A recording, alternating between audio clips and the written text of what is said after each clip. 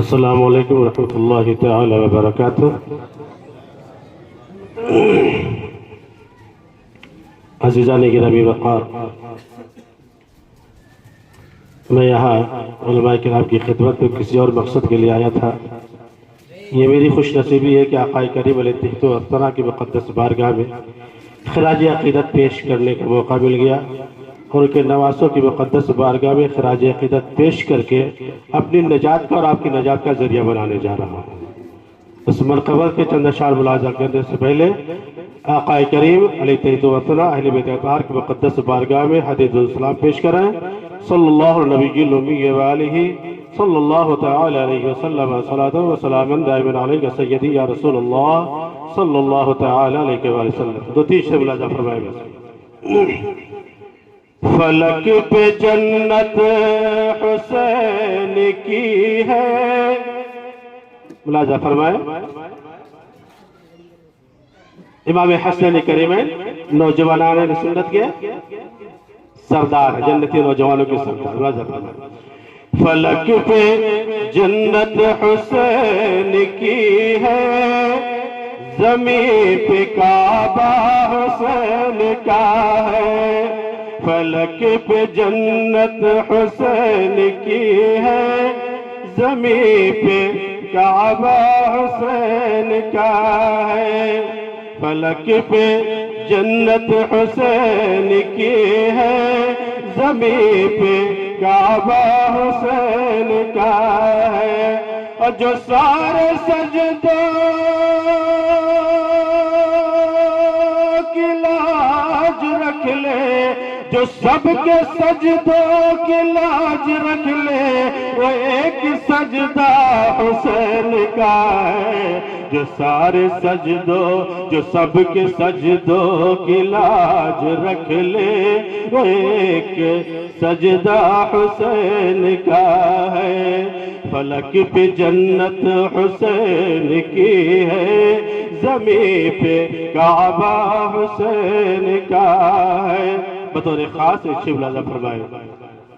شفیع محشر حبیب داور جو ہے وہ نانا حسین کا ہے، ملاحظہ فرمائے۔ شفیع محشر حبیب داور جو ہے وہ نانا حسین کا ہے۔ شفیع محشر حبیب داور جو ہے وہ نانا حسین کا ہے۔ اور ہماری بخشش ضرور ہوگی، ہماری بخشش ضرور ہوگی، ہمیں بھروسہ حسین کا ہے۔ ہماری بخشش ضرور ہوگی، ہمیں بھروسہ حسین کا ہے۔ اور یہ ملکوت شیخ ملاحظہ فرمائے، کچھ شیخ مقدسہ کو اپنے نظروں میں تصور میں رکھیے گا، ملاحظہ فرمائے۔ چلو کچھوچھا مقدسہ میں شراب عشق نبی پیئیں گے۔ چلو کچھوچھا مقدسہ میں شراب عشق نبی پیئیں گے۔ چلو کچھوچھا مقدسہ میں شراب عشق نبی پیئیں گے۔ وہاں کے ساقی، وہاں کے ساقی ہے شاہ سمنا، وہاں کے ساقی ہے شاہ سمنا، شراب خانہ حسین کا ہے۔ وہاں کے ساقی ہے شاہ سمنا، شراب خانہ حسین کا ہے۔ فلک پہ جنت حسین کی ہے، زمین پہ کعبہ حسین کا ہے۔ اور جو سب کے سجدوں کی لاج رکھ لے، جو سب کے سجدوں کی لاج رکھ لے، وہ ایک سجدہ حسین کا ہے سلام علیکم علماء اہل سنت حضرت علامہ مفتی بدر الدین صاحب قبلہ نعرہ تکبیر نعرہ رسالت افروز قابل قدر ذوی الاحترام علماء کرام بالخصوص صوفی ملت ماہر علم فن حضرت علامہ صوفی محمد بدر الدین صاحب قبلہ،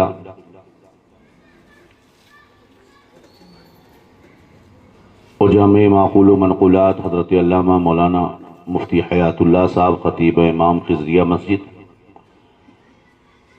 اور ابھی آپ نے نعت مصطفیٰ سماعت کی حضرت مولانا محمد مبین صاحب سے، اور آپ کے سامنے عالی جناب محترم جناب سیف اللہ صاحب رضوی، معزز سامعین، عزیز بچوں، نوجوان دوستوں، پردہ نشین ماں اور بہنوں، اور آن لائن پروگرام میں شریک ہونے والے، سننے والے قابل عزت و احترام مرد و خواتین، بچوں، اہل خانہ، السلام علیکم ورحمۃ اللہ تعالی وبرکاتہ۔ الحمد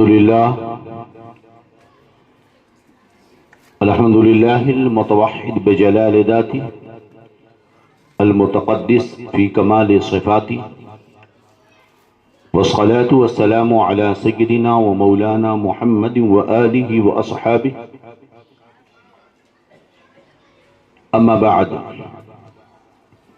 فاعوذ باللہ من الشیطان الرجیم، بسم اللہ الرحمن الرحیم،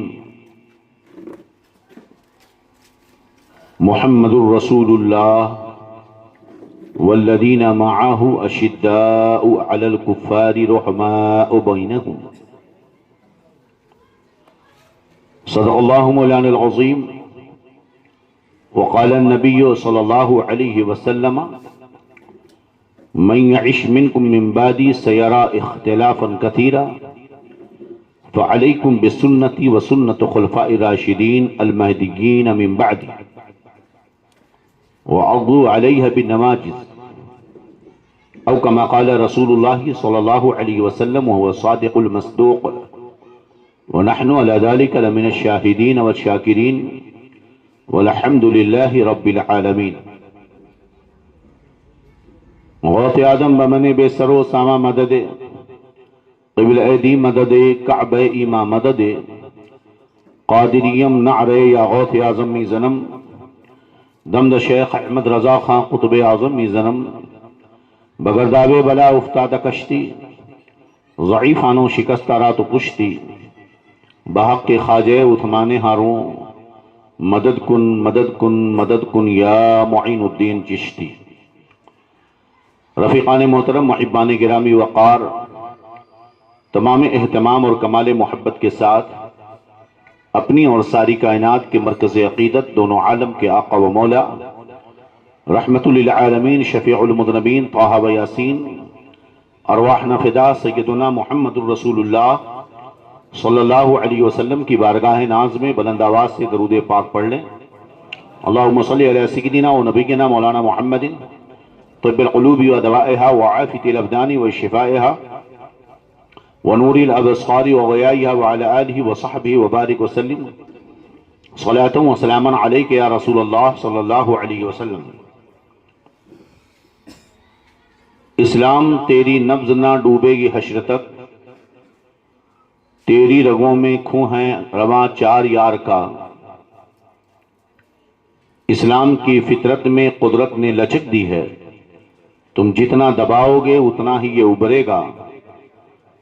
اسلام وہ پودا ہے، کاٹو تو ہرا ہوگا، تم جتنا تراشو گے اتنا ہی سوا ہوگا۔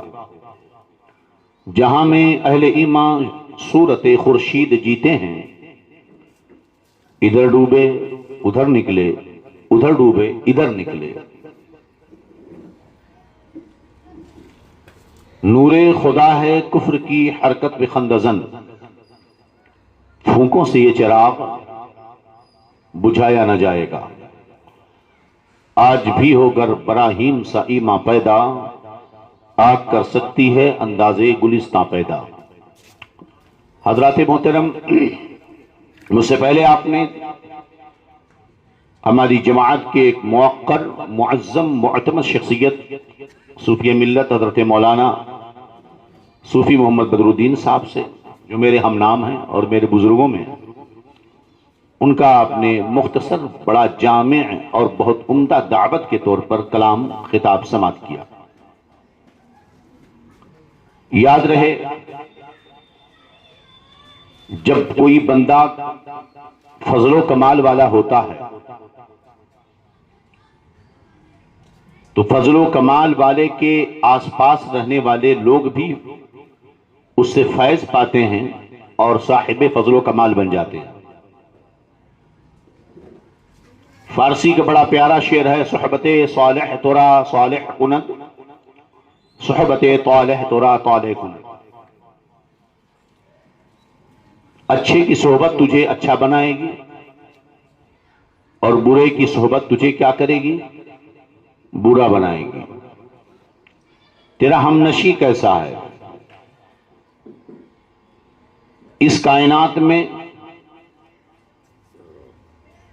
نبی اکرم نور مجسم صلی اللہ علیہ وسلم کے فضل و کمال، جاہ و جلال، عظمت و شان میرے آقا کی جیسی ہے نہ کسی کو ملی تھی، نہ کسی کو ملی ہے اور نہ کبھی مل سکتی ہے۔ اعلی حضرت نے بڑے پیارے انداز میں کہا، اللہ کی سرتابہ قدم، سر سے لے کر پیر تک، اللہ کی سرتابہ قدم شان ہے یہ، انسان نہیں انسان وہ انسان ہے یہ، قرآن تو ایمان بتاتا ہے انہیں، ایمان یہ کہتا ہے میری جان ہے یہ۔ حیران ہوں میرے شاہ میں کیا کیا کہوں تجھے، لیکن رضا نے ختم سخن اس پہ کر دیا، خالق کا بندہ خلق کا آقا کہوں تجھے، اس لیے کہ ان کی عظمت و شان کوئی کیا بیان کر سکتا ہے۔ اعلی حضرت فرماتے ہیں، اے رضا خود صاحب قرآن ہے مداح حضور، اے رضا خود صاحب قرآن ہے مداح حضور، تجھ سے پھر ممکن ہے کب مدحت رسول اللہ کی۔ صحابہ نے شب و روز مصطفیٰ کو دیکھا، دیکھنے کا فضل و کمال یہ ہے کہ جس نے ایک لمحہ بھی ایمان کے ساتھ اس ذات والا کے ساتھ گزار لیا اور ایمان کے ساتھ مر گیا۔ میں مثال کے طور پر سمجھاتا ہوں، فار ایگزامپل، اکثر موقعوں پر کہ فرض کرو کہ ہمارے نبی جلوہ افروز ہیں، ایک بندہ آیا 11 بجے، آقا کو اس نے دیکھا یا صحبت پائی، کلمہ پڑھ لیا، 12 بجے ملک الموت آئے اور اس کی روح نکال لی، وہ دنیا سے چلا گیا۔ 1 گھنٹے کا مسلمان ہے، اسے وضو کے فرض بھی نہیں معلوم، کتنے وقت کی نمازیں فرض ہیں یہ بھی پتہ نہیں، کچھ نہیں اسے معلوم۔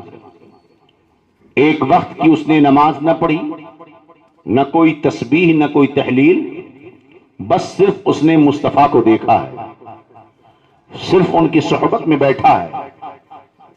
پورے دنیا کے علماء اس پر متفق ہیں کہ اس کا جو فضل و کمال ہے کسی غوث و قطب و ابدال کو فضل نہیں مل سکتا ہے۔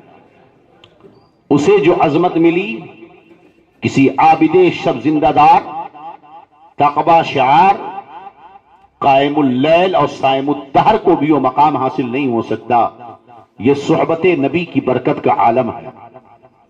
پھر وہ ذات جو سفر میں بھی مصطفیٰ کے ساتھ ہو، جو حضر میں بھی مصطفیٰ کے ساتھ ہو، جو درد و دکھ میں مصطفیٰ کے ساتھ ہو، جو تاریکیوں میں بھی مصطفیٰ کے ساتھ ہو، اجالے میں بھی مصطفیٰ کے ساتھ ہو، تنہائی میں مصطفیٰ کے ساتھ ہو، ہجرت کی شب بھی مصطفیٰ کے ساتھ ہو، غار ہرا میں بھی مصطفیٰ کے ساتھ ہو، بتاؤ اس ذات کا عالم کتنا بلند و بالا ہوگا؟ اس ذات کو مصطفیٰ کہتے ہیں یا ابا بکری لم یعرفنی حقیقتاً غیر ربی، ابو بکر تم نے بہت قریب سے مجھے دیکھا ہے مگر میری حقیقت کو میرے رب کے سوا کوئی نہ جان سکا۔ میرے آقا صلی اللہ علیہ وسلم نے صحابہ کو وہ عظمت و فضل و کمال عطا فرمایا کہ اللہ رب العزت نے قرآن مقدس میں ان کے فضل و کمال کو یوں بیان فرمایا، رضی اللہ عنہم ورضوا عنہ، یہ جو میرے نبی کے ساتھی ہیں نا یہ سب اللہ سے راضی ہیں اور ان سب سے اللہ بھی راضی ہے۔ ان کی شان اتنی بلند ہے، کُلًّا وعد اللہ الحسنى، یہ سب کے سب جنتی ہیں، یہ سب کے سب جنتی ہیں، سب سے اللہ راضی ہے۔ یہ ان کا فضل و کمال کہ مصطفیٰ نے کہا اصحابی کلہم عدول، میرے سارے کے سارے صحابہ عادل ہیں۔ ہم جب ان صحابہ کے اندر ان کے اخلاق، کردار، کریکٹر، صفت کو پڑھتے ہیں، غور کرتے ہیں تو دو صفتیں بڑی نمایاں ہوتی ہیں کہ وہ محبت جب کسی سے کرتے ہیں تو بے انتہا ٹوٹ کر کرتے ہیں، اور جب وہ نفرت کرتے ہیں تو بڑی خطرناک نفرت کرتے ہیں۔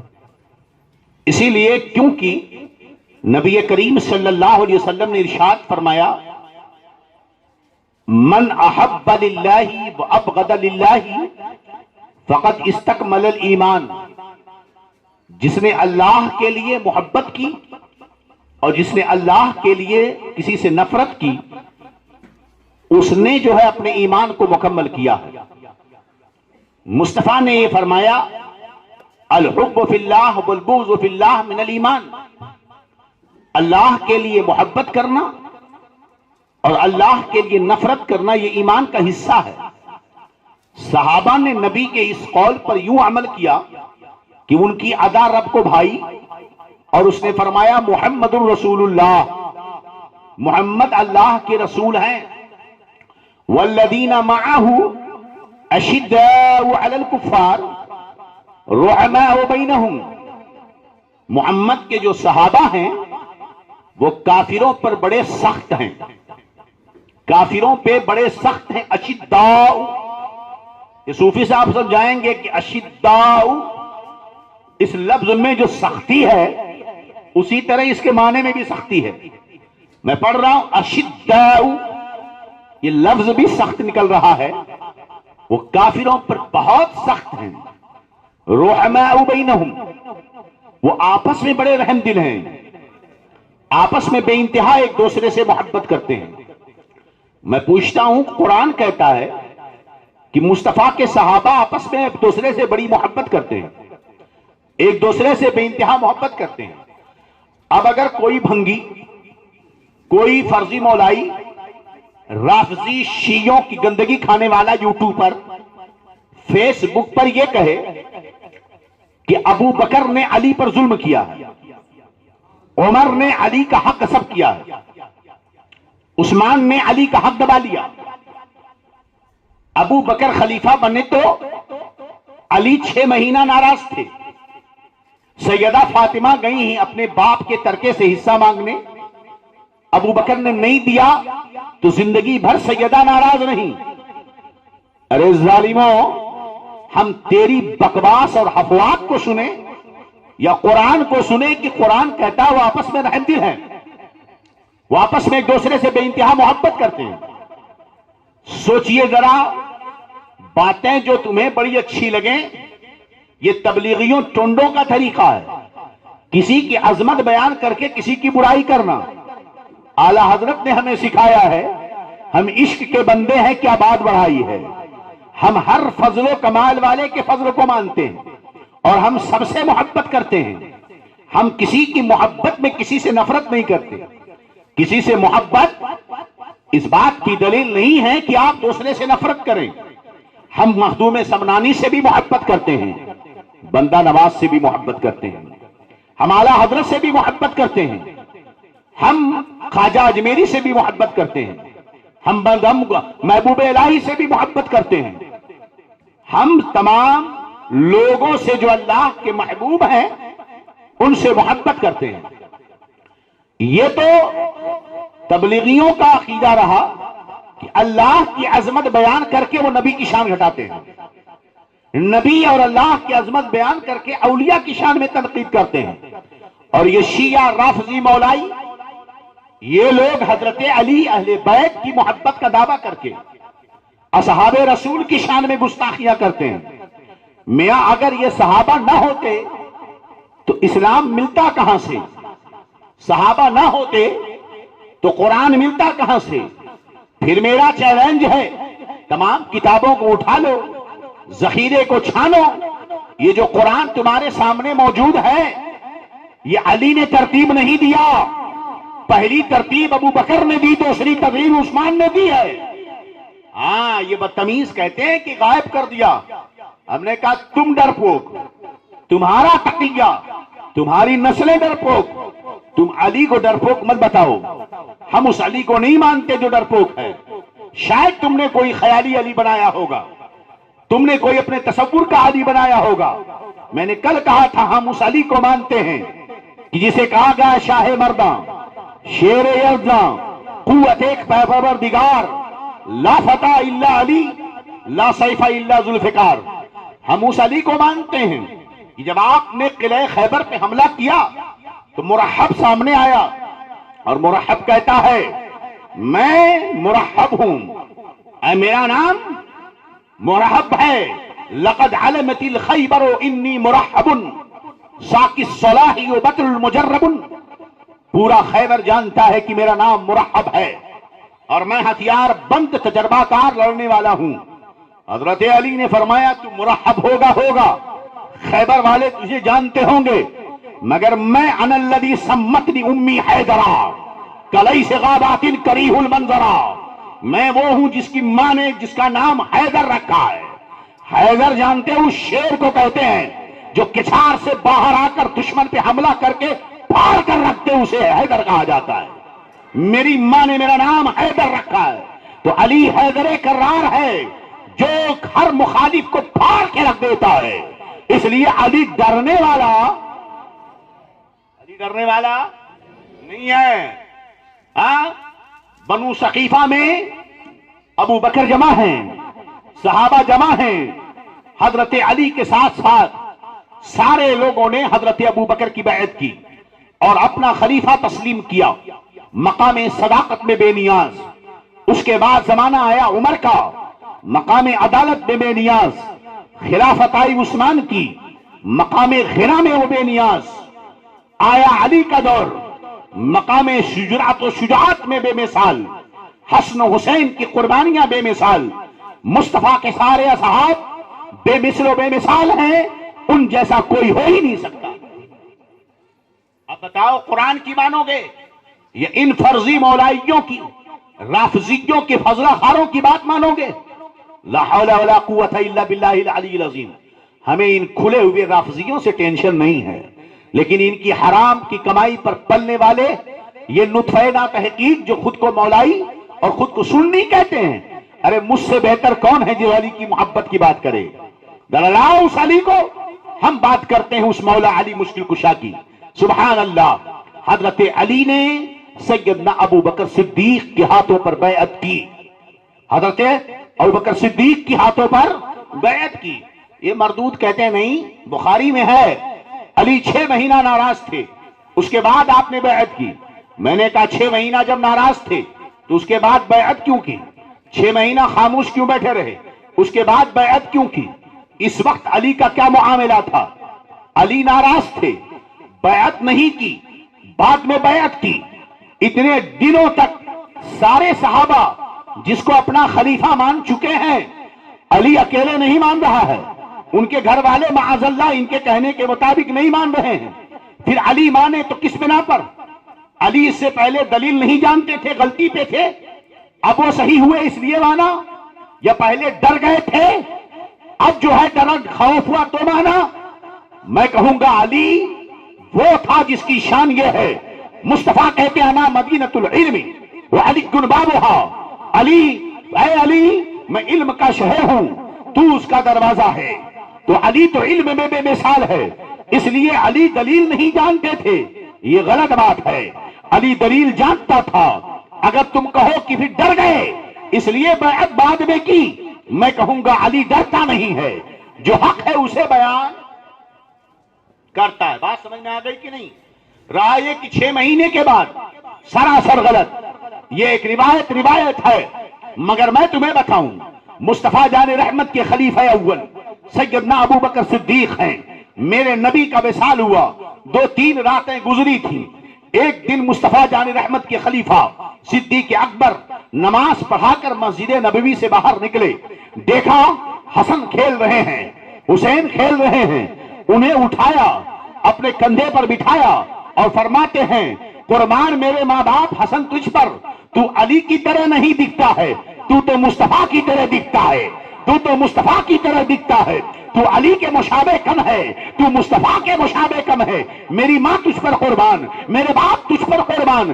علی سن کر مسکرا رہے ہیں، علی خوش ہو رہے ہیں۔ میں نے کہا ابے کجڑے، ابے شیعہ رافضی مولائی، حرام خوری کرنے والے، اگر علی 6 مہینہ ناراض تھا تو آج بیٹے کو گلے گردن پر بٹھا کر ابو بکر مسکرا رہا ہے، علی بھی مسکرا رہا ہے، نماز پڑھ رہا ہے تو علی نماز پڑھ رہا ہے، تو کیسے تم نے کہہ دیا کہ وہ ناراض بیٹے؟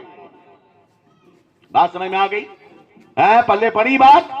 اب آگے سنو، حضرت علی کے حضرت ابو بکر صدیق رضی اللہ عنہ خلیفہ بن گئے، خلیفہ بنے کچھ دنوں کے بعد حضرت سیدہ طیبہ طاہرہ خاتون جنت سیدہ زہرا آئیں حضرت ابو بکر کی بارگاہ میں، کہتی ہیں ابو بکر میرے ابا کی وراثت سے مجھے ترکہ ملے، جو باغ فدق ہے مجھے دیا جائے۔ یہ رافضی فضلہ خار کہتے ہیں کہ حضرت ابو بکر نے سیدہ کو باغ فدق نہیں دیا، اس لیے سیدہ ناراض ہوئی، اس کے بعد زندگی بھر کبھی آپ نے بات نہیں کی، یہ وہ دلیل دیتے ہیں۔ میرے دوستوں معاملہ یہ تھا کہ یقیناً سیدہ گئی تھی باغ فدق سے حصہ لینے، اس مسئلے کی بنا پر کہ جب باپ کا انتقال ہو جائے تو اس کی وراثت اس کی اولاد کو ملتی ہے، جائیداد سے حصہ ملتا ہے۔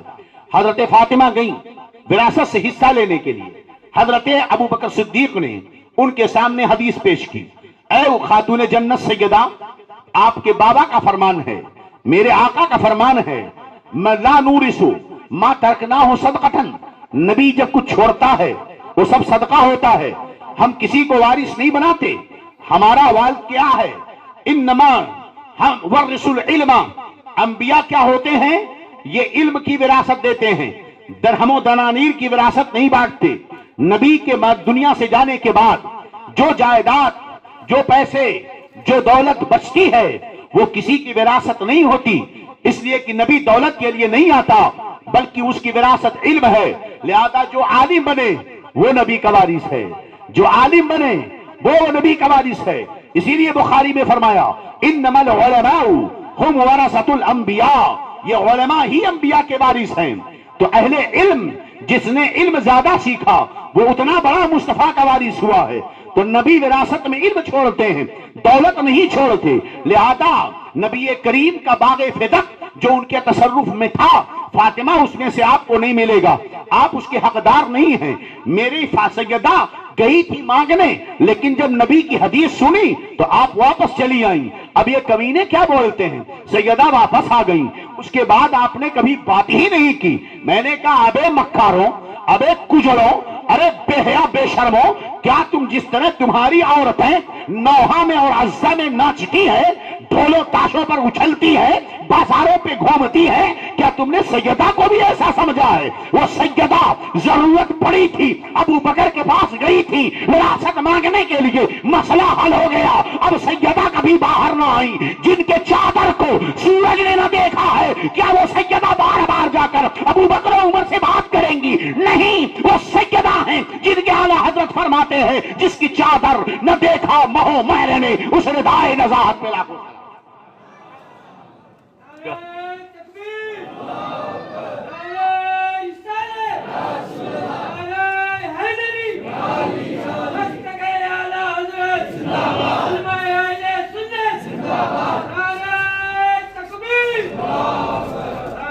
بدتمیزو، اس کے بعد ابو بکر سے بات نہیں کی. میں گدھے کیوں بات کریں گی؟ ضرورت کیا ہے؟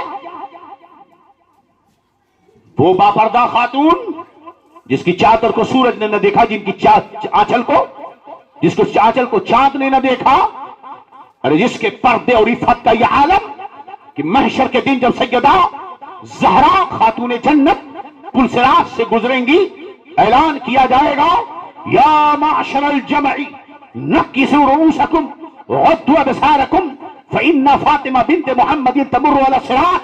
اے محشر کے لوگوں، سب کے سب سر جھکاؤ، آنکھیں بند کرو، اس لیے کہ اب سیدہ زہرا فاطمہ بنت محمد پل صراط سے گزرنے والی ہیں.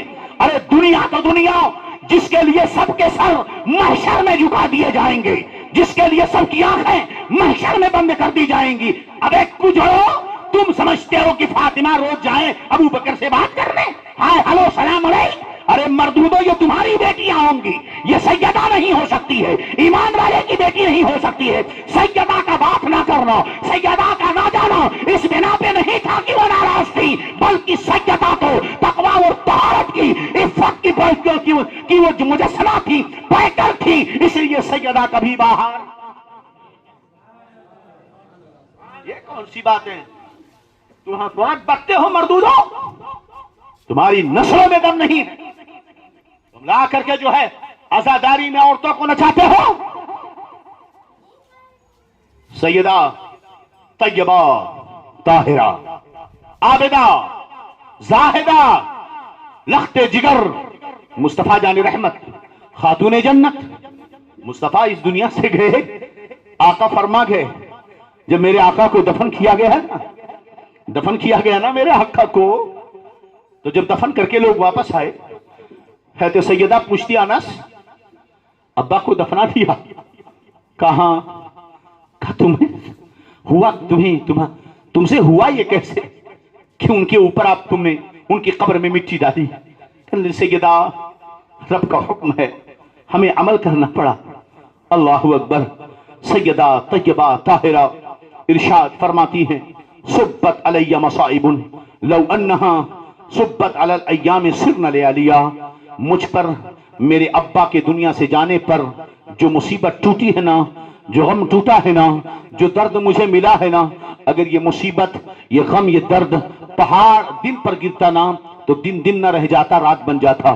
صبت علی مصائب لو انہا صبت علی الایام سرن لیالیا. اگر یہ مصیبت دن پہ آتی نا تو یہ دن رات ہو جاتا، یہ دن رات ہو جاتا. اب ٹنڈوں کو مل گیا. لو جناب، نبی کے دنیا سے جانے پر سیدہ فاطمہ کہتی ہیں مجھ پر مصیبت آ گئی، میں غم میں ڈوبی ہوں. کتابوں میں لکھا ہے کہ اس کے بعد حضرت فاطمہ ہمیشہ روتی رہی، تنہائی میں رہی، کمرے میں رہتی تھی، کبھی باہر نہیں نکلتی تھی. کسی نے سیدہ کو کبھی ہنستے ہوئے نہیں دیکھا.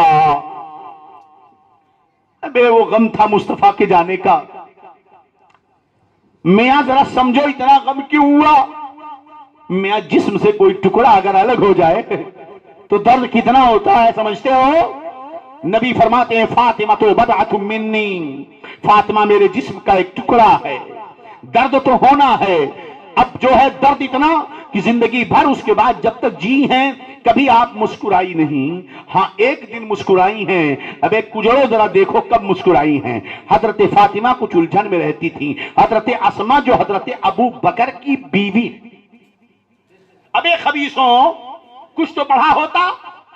میں اپنے نوجوانوں سے سننیوں، تم ان گدھوں کی آڈیو سنتے کیسے ہو؟ یوم غدیر فلاں صدیر لوں گا میں ان کا بھی حساب یوم غدیر کے دن. آنے تو دو پہلے وہ دن، پھر میں تمہیں بتاؤں گا. اللہ اکبر کبیرہ. حضرت سیدہ فاطمہ ہیں خدمت کون کر رہا ہے؟ حضرت اسماء ہیں۔ حضرت اسماء کون؟ حضرت ابوبکر صدیق کے گھر کی۔ ارے اگر ناراض تھی فاطمہ تو حضرت ابوبکر صدیق کی جوزا وہاں خدمت کیسے کر؟ اگر ناراض تھی تو خدمت کیسے ہو رہی ہے؟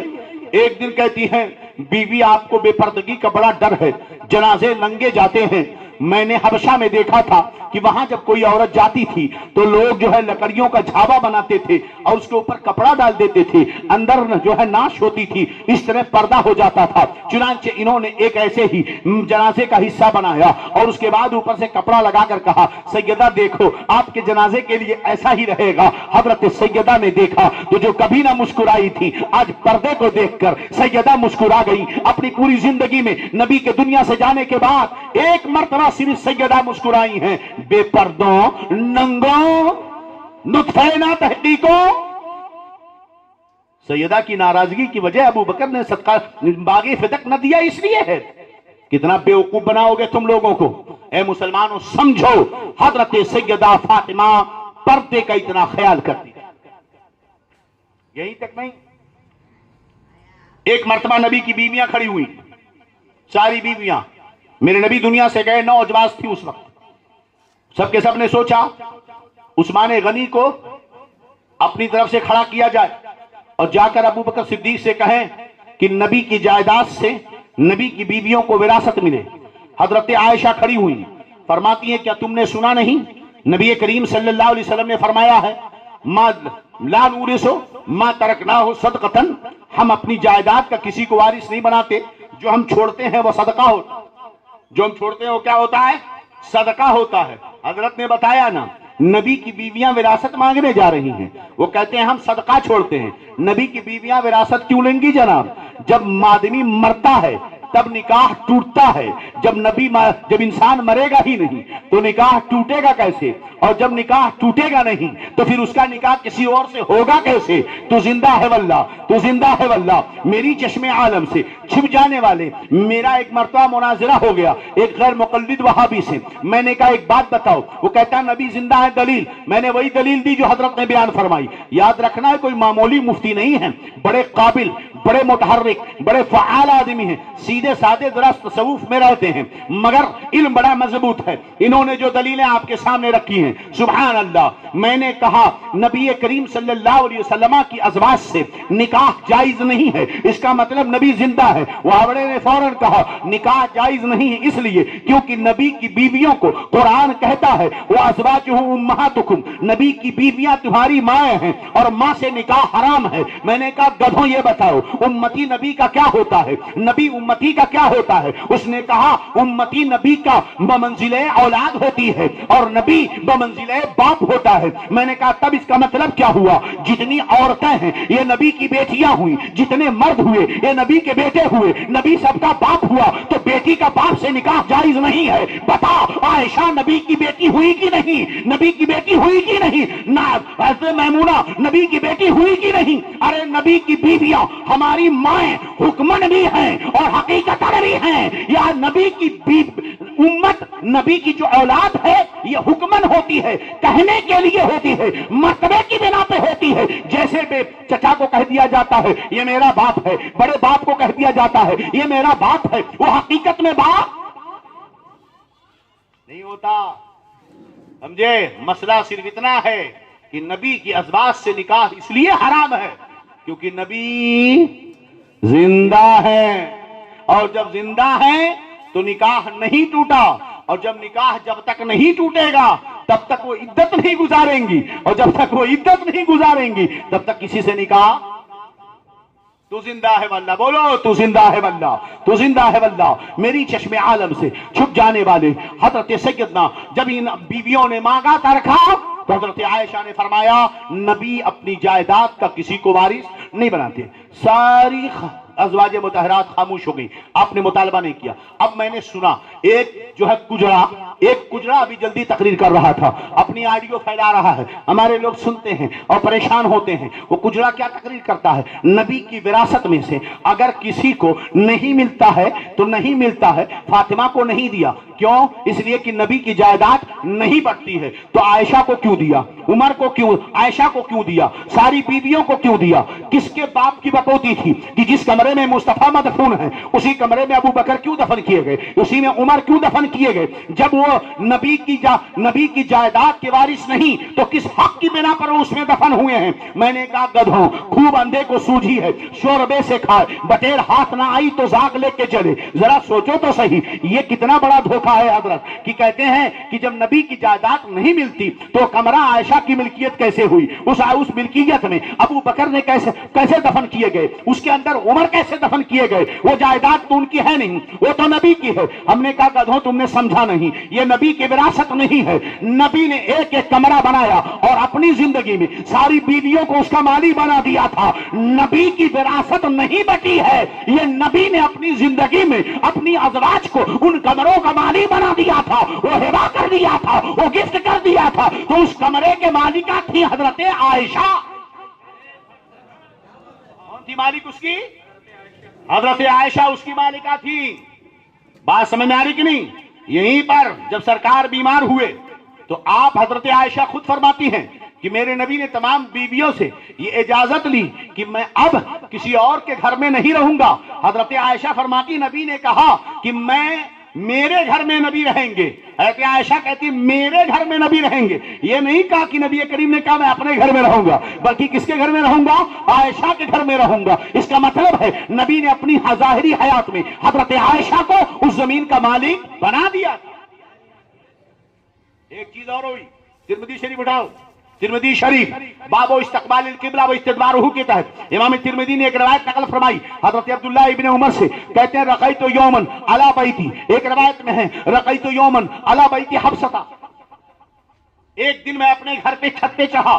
ایک روایت میں ہے کہ ایک دن میں حفصہ کے گھر کے چھت پہ چڑھا۔ یہ حضرت حفصہ کون ہے؟ ام المومنین ہیں، حضرت عبداللہ ابن عمر کی بہن ہے، حضرت عمر کی بیٹی، نبی کی بیوی، ہماری ماں ہے۔ حضرت عبداللہ ان کے بھائی ہیں۔ حضرت عبداللہ کہتے ہیں ایک دن میں اپنے گھر کی چھت پہ چڑھا۔ محدثین نے بحث کی کہ حضرت عبداللہ اپنے گھر کی چھت پہ کہاں چڑھے تھے؟ وہ تو چڑھے تھے حضرت حفصہ کی چھت پر، تو کہا اس لیے بہن کا گھر تھا اپنا گھر کہہ دیا، بہن کا گھر تھا اپنا گھر کہہ دیا۔ دوسری روایت میں ہے کہ میں اپنی بہن حفصہ کے چھت پہ چڑھا، میاں نبی کا گھر تھا تو حفصہ کا گھر کیوں کہا؟ اس کا مطلب یہ ہے کہ نبی نے اپنے اس مکان کا مالک بنا دیا تھا حضرت حفصہ کو، اس لیے حضرت رسول اللہ جب اس میں دفن ہوئے وہ ملکیت حضرت عائشہ کی تھی۔ ان کے والد ابو بکر انتقال کیے، جب آپ کے انتقال کا وقت آیا ان کو دفن کرنے کی بات آئی تو روایت میں آتا ہے حضرت ابو بکر نے فرمایا جب میں دنیا سے چلا جاؤں میرے لاشے کو تیار کیا جائے اور اس کے بعد مجھے لے جا کر روضے رسول کے سامنے رکھا جائے اور وہاں کہا جائے یا رسول اللہ آپ کا دوست آپ کے پاس دفن ہونا چاہتا ہے، اگر اندر سے جواب آئے تو مجھے اندر دفن کر دینا ورنہ لے جا کر جنت البقیع میں دفن کر دینا۔ چنانچہ حضرت ابو بکر کے لاشے کو جنازہ تیار کیا گیا، لے جا کر روضے رسول کے سامنے رکھا گیا۔ آواز دی گئی یا رسول اللہ آپ کا ساتھی آپ کے پہلو میں دفن ہونا چاہتا ہے۔ اندر سے جواب آیا ادخل الحبیب الی الحبیب۔ کہاں سے آواز آئی؟ کہاں سے آواز آئی؟ قبر انور سے آواز آئی ادخل الحبیب الی الحبیب۔ دوست کو دوست کے پاس لے آؤ۔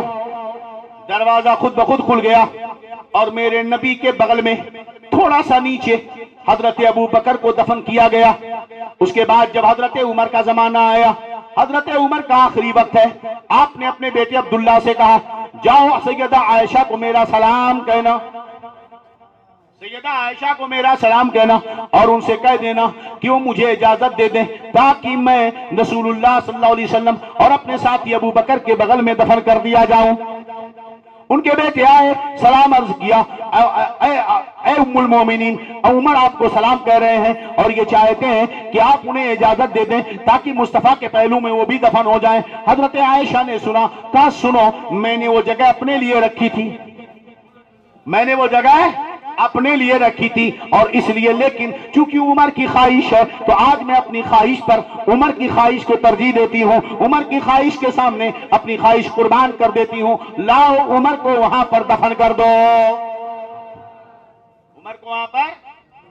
حضرت عبداللہ نے جا کر خبر دی، کہا آج سے بڑھ کر کوئی خوشی کا دن نہیں، مجھے وہیں پر دفن کیا جائے۔ میں نے کہا جناب یہ تو حالات ہیں، حقیقت کیا ہے؟ دنیا ادھر کی ادھر ہو جاتی، سورج پورب سے نہیں پچھم سے نکل جاتا، زمین آسمان بن جاتی، آسمان زمین بن جاتا، ہوتا وہی کہ عمر وہیں دفن ہوتا۔ بولو عمر کیوں وہاں دفن ہوتا؟ اس لیے کہ محشر کے دن جب سب اٹھیں گے، محشر کے دن جب سب اٹھیں گے تو مصطفیٰ یوں بیچ میں ہوں گے، دائیں ابو بکر ہوں گے، بائیں عمر ہوں گے، دائیں ابو بکر ہوں گے، بائیں عمر ہوں گے۔ میاں تم عمر پہ حملہ کرتے ہو، عمر نے علی کا حق قصب کر لیا۔ میں نے کہا ظالمو، عمر وہ ہے جسے مصطفیٰ نے اپنی دعاؤں میں مانگا ہے، عمر وہ ہے جسے مصطفیٰ نے اپنی دعاؤں میں مانگا ہے۔ اللہم اجد الاسلام بعبداللہ بعمر بن الخطاب۔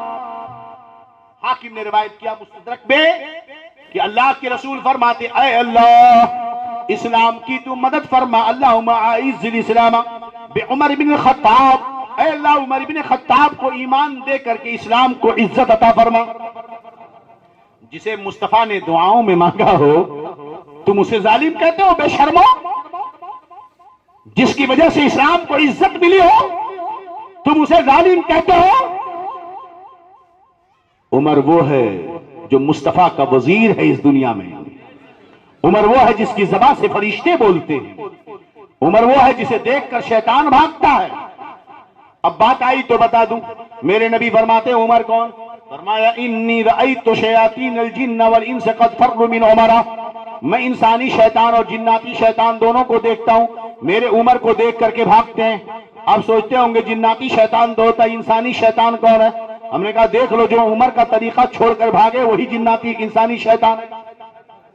جو عمر کا طریقہ دیکھ کر کے بھاگے، یعنی مطلب کیا ہوا؟ میرا عمر جو عقیدہ رکھتا ہے، میرا عمر جو راستہ چلتا ہے، میرا عمر جو نظریہ رکھتا ہے، جو اس کے خلاف چلے، کیونکہ جس راستے پر عمر ہوگا اس عمر راستے پر شیطان نہیں ہوگا۔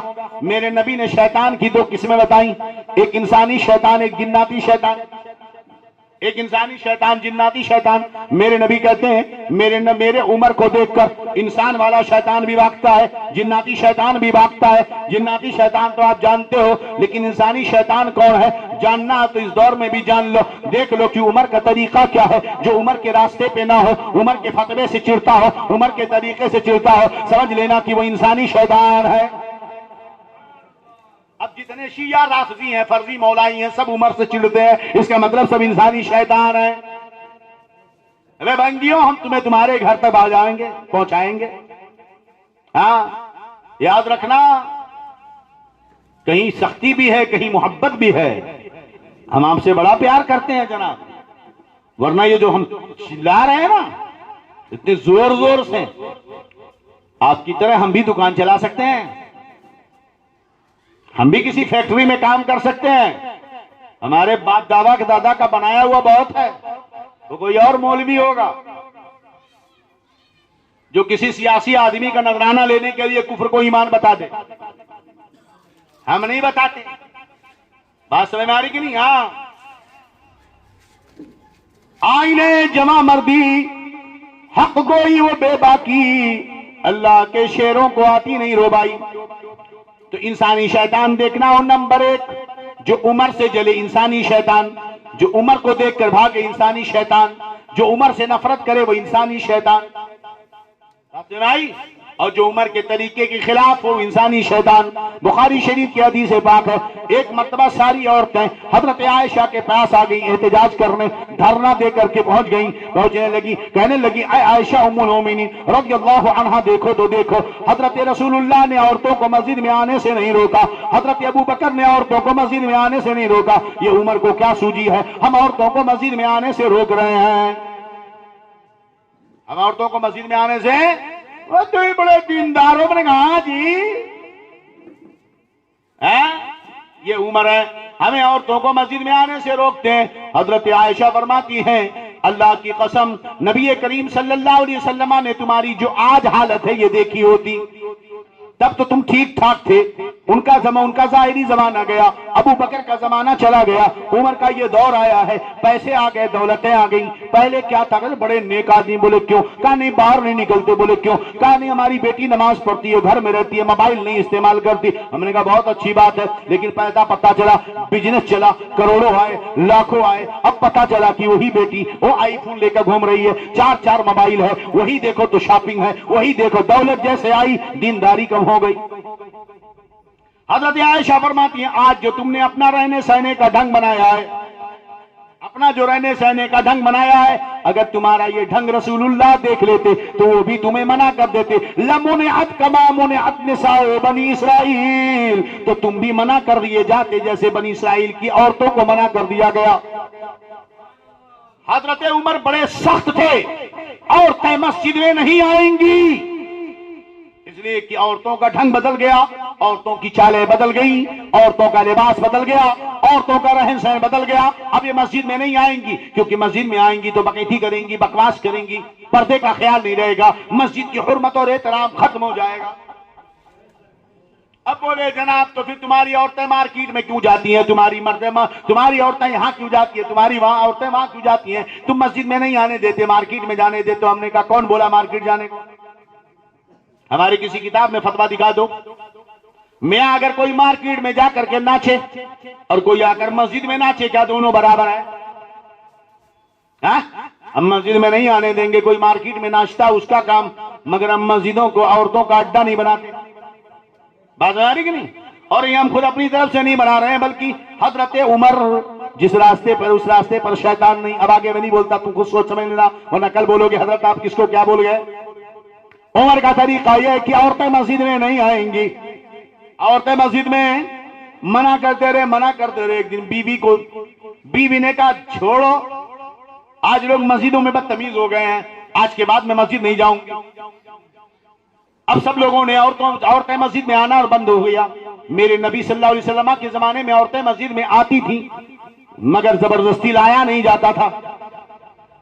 زبردستی لایا، جو آتی تھی سو آتی تھی۔ سوال پیدا ہوا کیوں آتی تھی؟ سوال پیدا ہوا کیوں آتی تھی؟ اس لیے کہ میرے نبی تنہا تھے دین سکھانے والے، میرے نبی تنہا تھے دین سکھانے والے، اور نبی کی نظر اور نبی کے جلوے کا یہ عالم یہ تھا کہ جس نے ایک بار دیکھا بس ان کا ہو کر رہا۔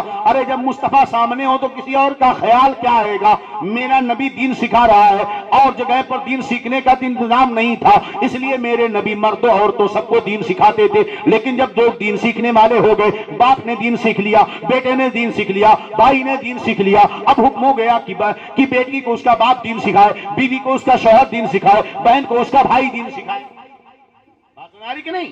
یہ منع کر دیا گیا، مگر شروع میں منع نہیں تھا، مگر اتنا بھی نہیں کہ زبردستی لایا بھی جاتا تھا۔ اگر تو نہیں آئے مسجد تو تجھے طلاق، اگر تو مسجد نہیں آئی تو تیرے ماں کے گھر بھیج دوں گا، اگر تو نہیں آئی تجھے ماروں گا۔ ایسا کوئی تصور رسول اللہ کے دور میں نہیں تھا۔ جو کہتا ہے وہ جھوٹا ہے۔ آؤ ایک حدیث سنا کر گفتگو آگے لے جاؤ، بات کہاں سے کہاں جا رہی ہے؟ بات آئی عمر کی، انسانی شیطان کی، تو بتا دوں۔ میرے نبی صلی اللہ علیہ وسلم ارشاد فرماتے ہیں، کیا ارشاد فرماتے ہیں؟ میرا جی یہ کہتا ہے کہ میں اذان دینے کا حکم دوں، اذان کہی جائے، اقامت کہی جائے، اور چند نوجوانوں کو اپنے ساتھ میں لوں، لکڑیاں جمع کریں اور میں ان گھروں کو آگ لگا دوں۔ سنو، میرے آقا فرماتے جی کہتا ہے چند نوجوانوں کو لوں، لکڑیاں جمع کراؤں، مسجد میں اذان دی جائے، اقامت کہی جائے، اور ان گھروں کو آگ لگا دوں جن گھروں کے مرد اذان کے وقت، جماعت کے وقت اپنے گھروں میں بیٹھے ہوتے ہیں۔ اللہ کی قسم اگر آج مصطفیٰ ہوتے، عمر ہوتے، تو ان سارے گھروں کو آگ لگا دی جاتی جن گھروں میں اذان کے وقت ٹیویاں چل رہی ہیں، جن گھروں میں اذان کے وقت مذاق بدتمیزیاں ہو رہی ہیں، جن کے بھنگڑے بچے جو نکڑ چوراہوں پر جماعت کے وقت بدتمیزیاں کرتے ہیں، انہیں اتنے کوڑے مارے جاتے، اتنے کوڑے مارے جاتے کہ ساری انگوٹھیاں، سارے چھلے، سارے جو ہے سب بریسلیٹ سب غائب ہو جاتے ہیں۔ شرم نہیں آتی ہے؟ بریسلیٹ پہن کر گھومتا ہے، لڑکیوں کی چیز تجھے کہاں سے پسند؟ سلمان خان کا نقل، سلمان خان بنتے ہیں، ابے وہ تو ہیرو شادی نہیں کیا ابھی تک، تو بھی نہیں کرے گا کیا؟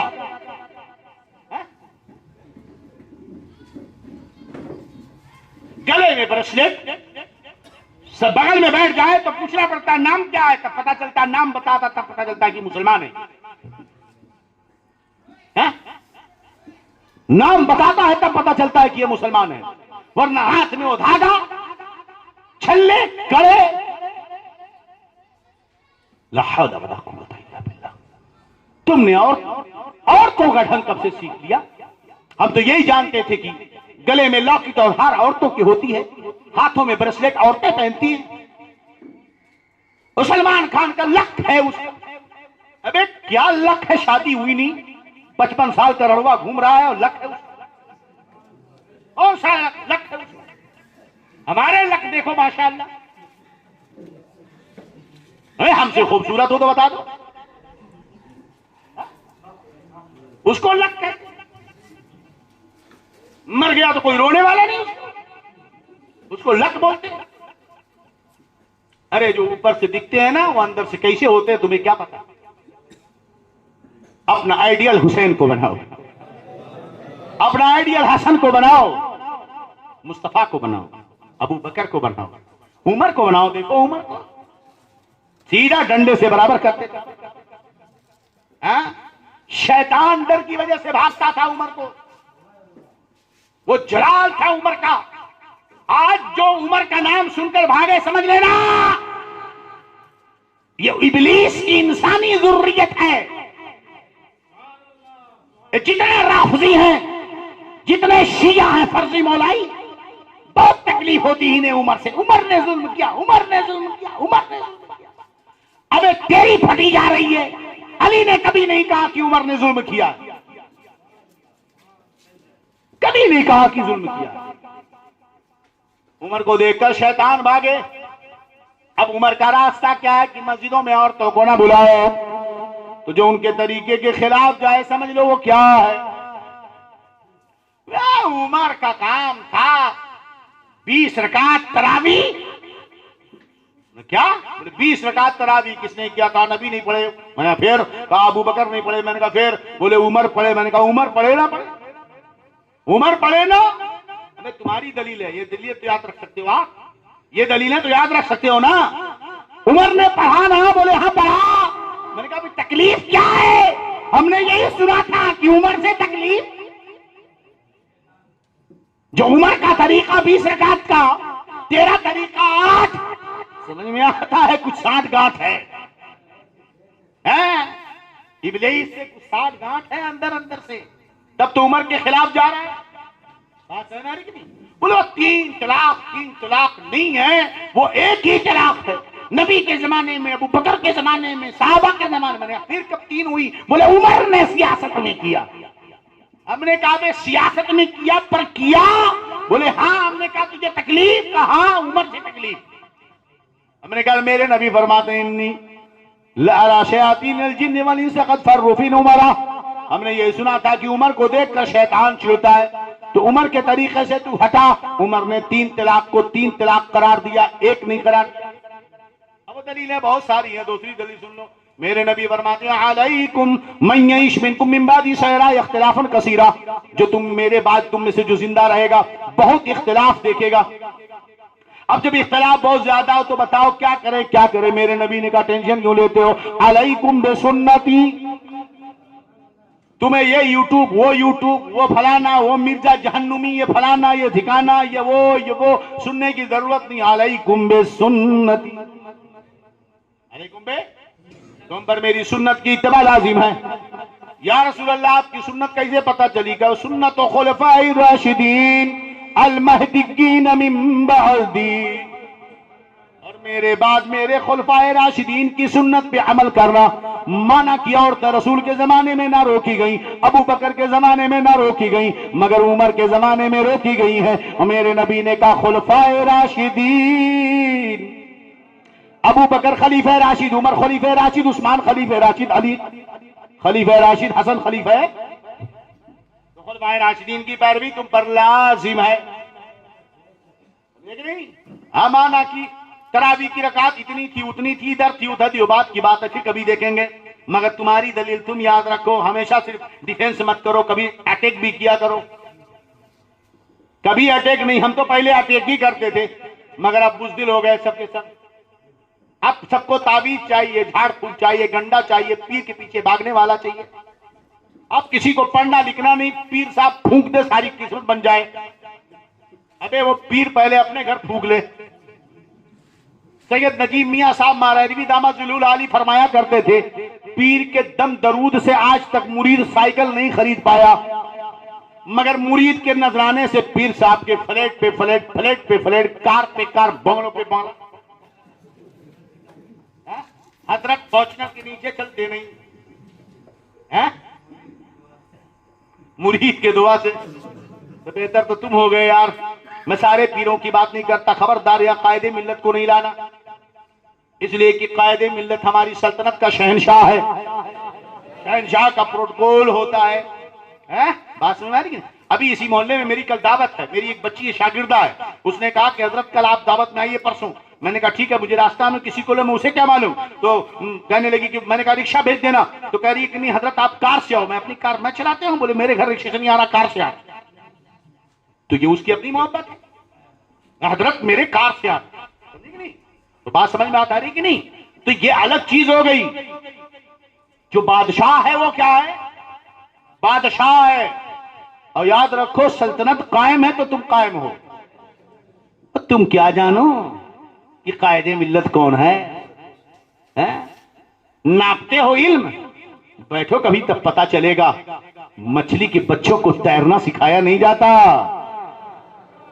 مچھلی کے بچوں کو تیرنا، جس کے باپ داداؤں نے دنیا کو فتویٰ لکھانا سکھایا ہو، فتویٰ لکھنا سکھایا ہو، تم اس سے کہتے ہو وہ اتنا نہیں اتنا نہیں، ہم بڑے کہ تم بڑے. ٹاپک کہاں سے کہا جا رہی ہے؟ وقت زیادہ ہو رہا. درود پڑھیں. اللهم صل علی سیدنا و نبینا مولانا محمد طب القلوب ودوائها وعافية الابدان وشفائها ونور الابصار وضيائها وعلى اله وصحبه وبارك وسلم. صلاۃ و سلام علیک یا رسول اللہ صلی اللہ علیہ وسلم. تو بات آ گئی تو کہہ دوں ختم ہو گئی بات. 8 رکعت 2 رکعت 5 رکعت چھوڑ. ہم نے کہا 20 پڑھا نا عمر نے پڑھا. میں نے کہا علیکم بسنتی وسنت خلفاء راشدین. خلفاء راشدین کی پیروی لازم ہے. حضرت عمر وہ جلالی پیغمبر، جلالی صحابی ہیں، وہ عظمت و شان والے ہیں. میرے نبی فرماتے لو کان بعدی نبی لکان عمر، اگر میرے بعد کوئی نبی ہوتا تو عمر ہوتا. کون عمر ہے؟ جس کی زبان سے فرشتے بولتے. حضرت عمر ایک مرتبہ اپنی کھیتیوں میں گھوم رہے تھے، وہاں پر ایک یہودیوں کا مدرسہ تھا. ادھر سے گزرے ایک یہودی ملا. بولے عمر کیسے؟ کہا ٹھیک الحمدللہ، خیر خیریت ہو گئی. اس نے کہا سنو، ہم تمہارے نبی کو مان لیتے، تم کو مان لیتے، اسلام لے آتے، مگر تمہارے نبی پر جو فرشتہ آتا ہے جبریل، وہ ہمارا دشمن ہے. جو جبریل آتا ہے نا وہ ہمارا دشمن ہے، اس لیے ہم اسلام نہیں لاتے. حضرت عمر وہاں فرماتے ہیں کھیت میں، حضرت عمر وہاں اپنے کھیت میں فرماتے ہیں من کان عدوا للہ وملائکتہ وجبریل ومیکائیل فإن اللہ عدو للکافرین. حضرت عمر ڈرے نہیں کہ تیرے مدرسے میں ہوں تو ڈروں گا، تیرے ایریے میں ہوں تو ڈر جاؤں گا نہیں. فرمایا من کان عدوا للہ وملائکتہ ورسلہ وجبریل ومیکائیل فإن اللہ عدو للکافرین. جو اللہ کا دشمن، اس کے رسول کا دشمن، فرشتوں کا دشمن، بات سمجھ کہ نہیں؟ جو جبریل و میکائیل کا دشمن، اللہ اس کا دشمن ہے. اللہ کافروں کا دشمن ہے. اللہ کس کا دشمن ہے؟ یہ جملے کس کے ہیں؟ غور سے سنو. من کان عدوا للہ وملائکتہ ورسلہ وجبریل ومیکائیل فإن اللہ عدو للکافرین. یہ جملے حضرت عمر کے ہیں.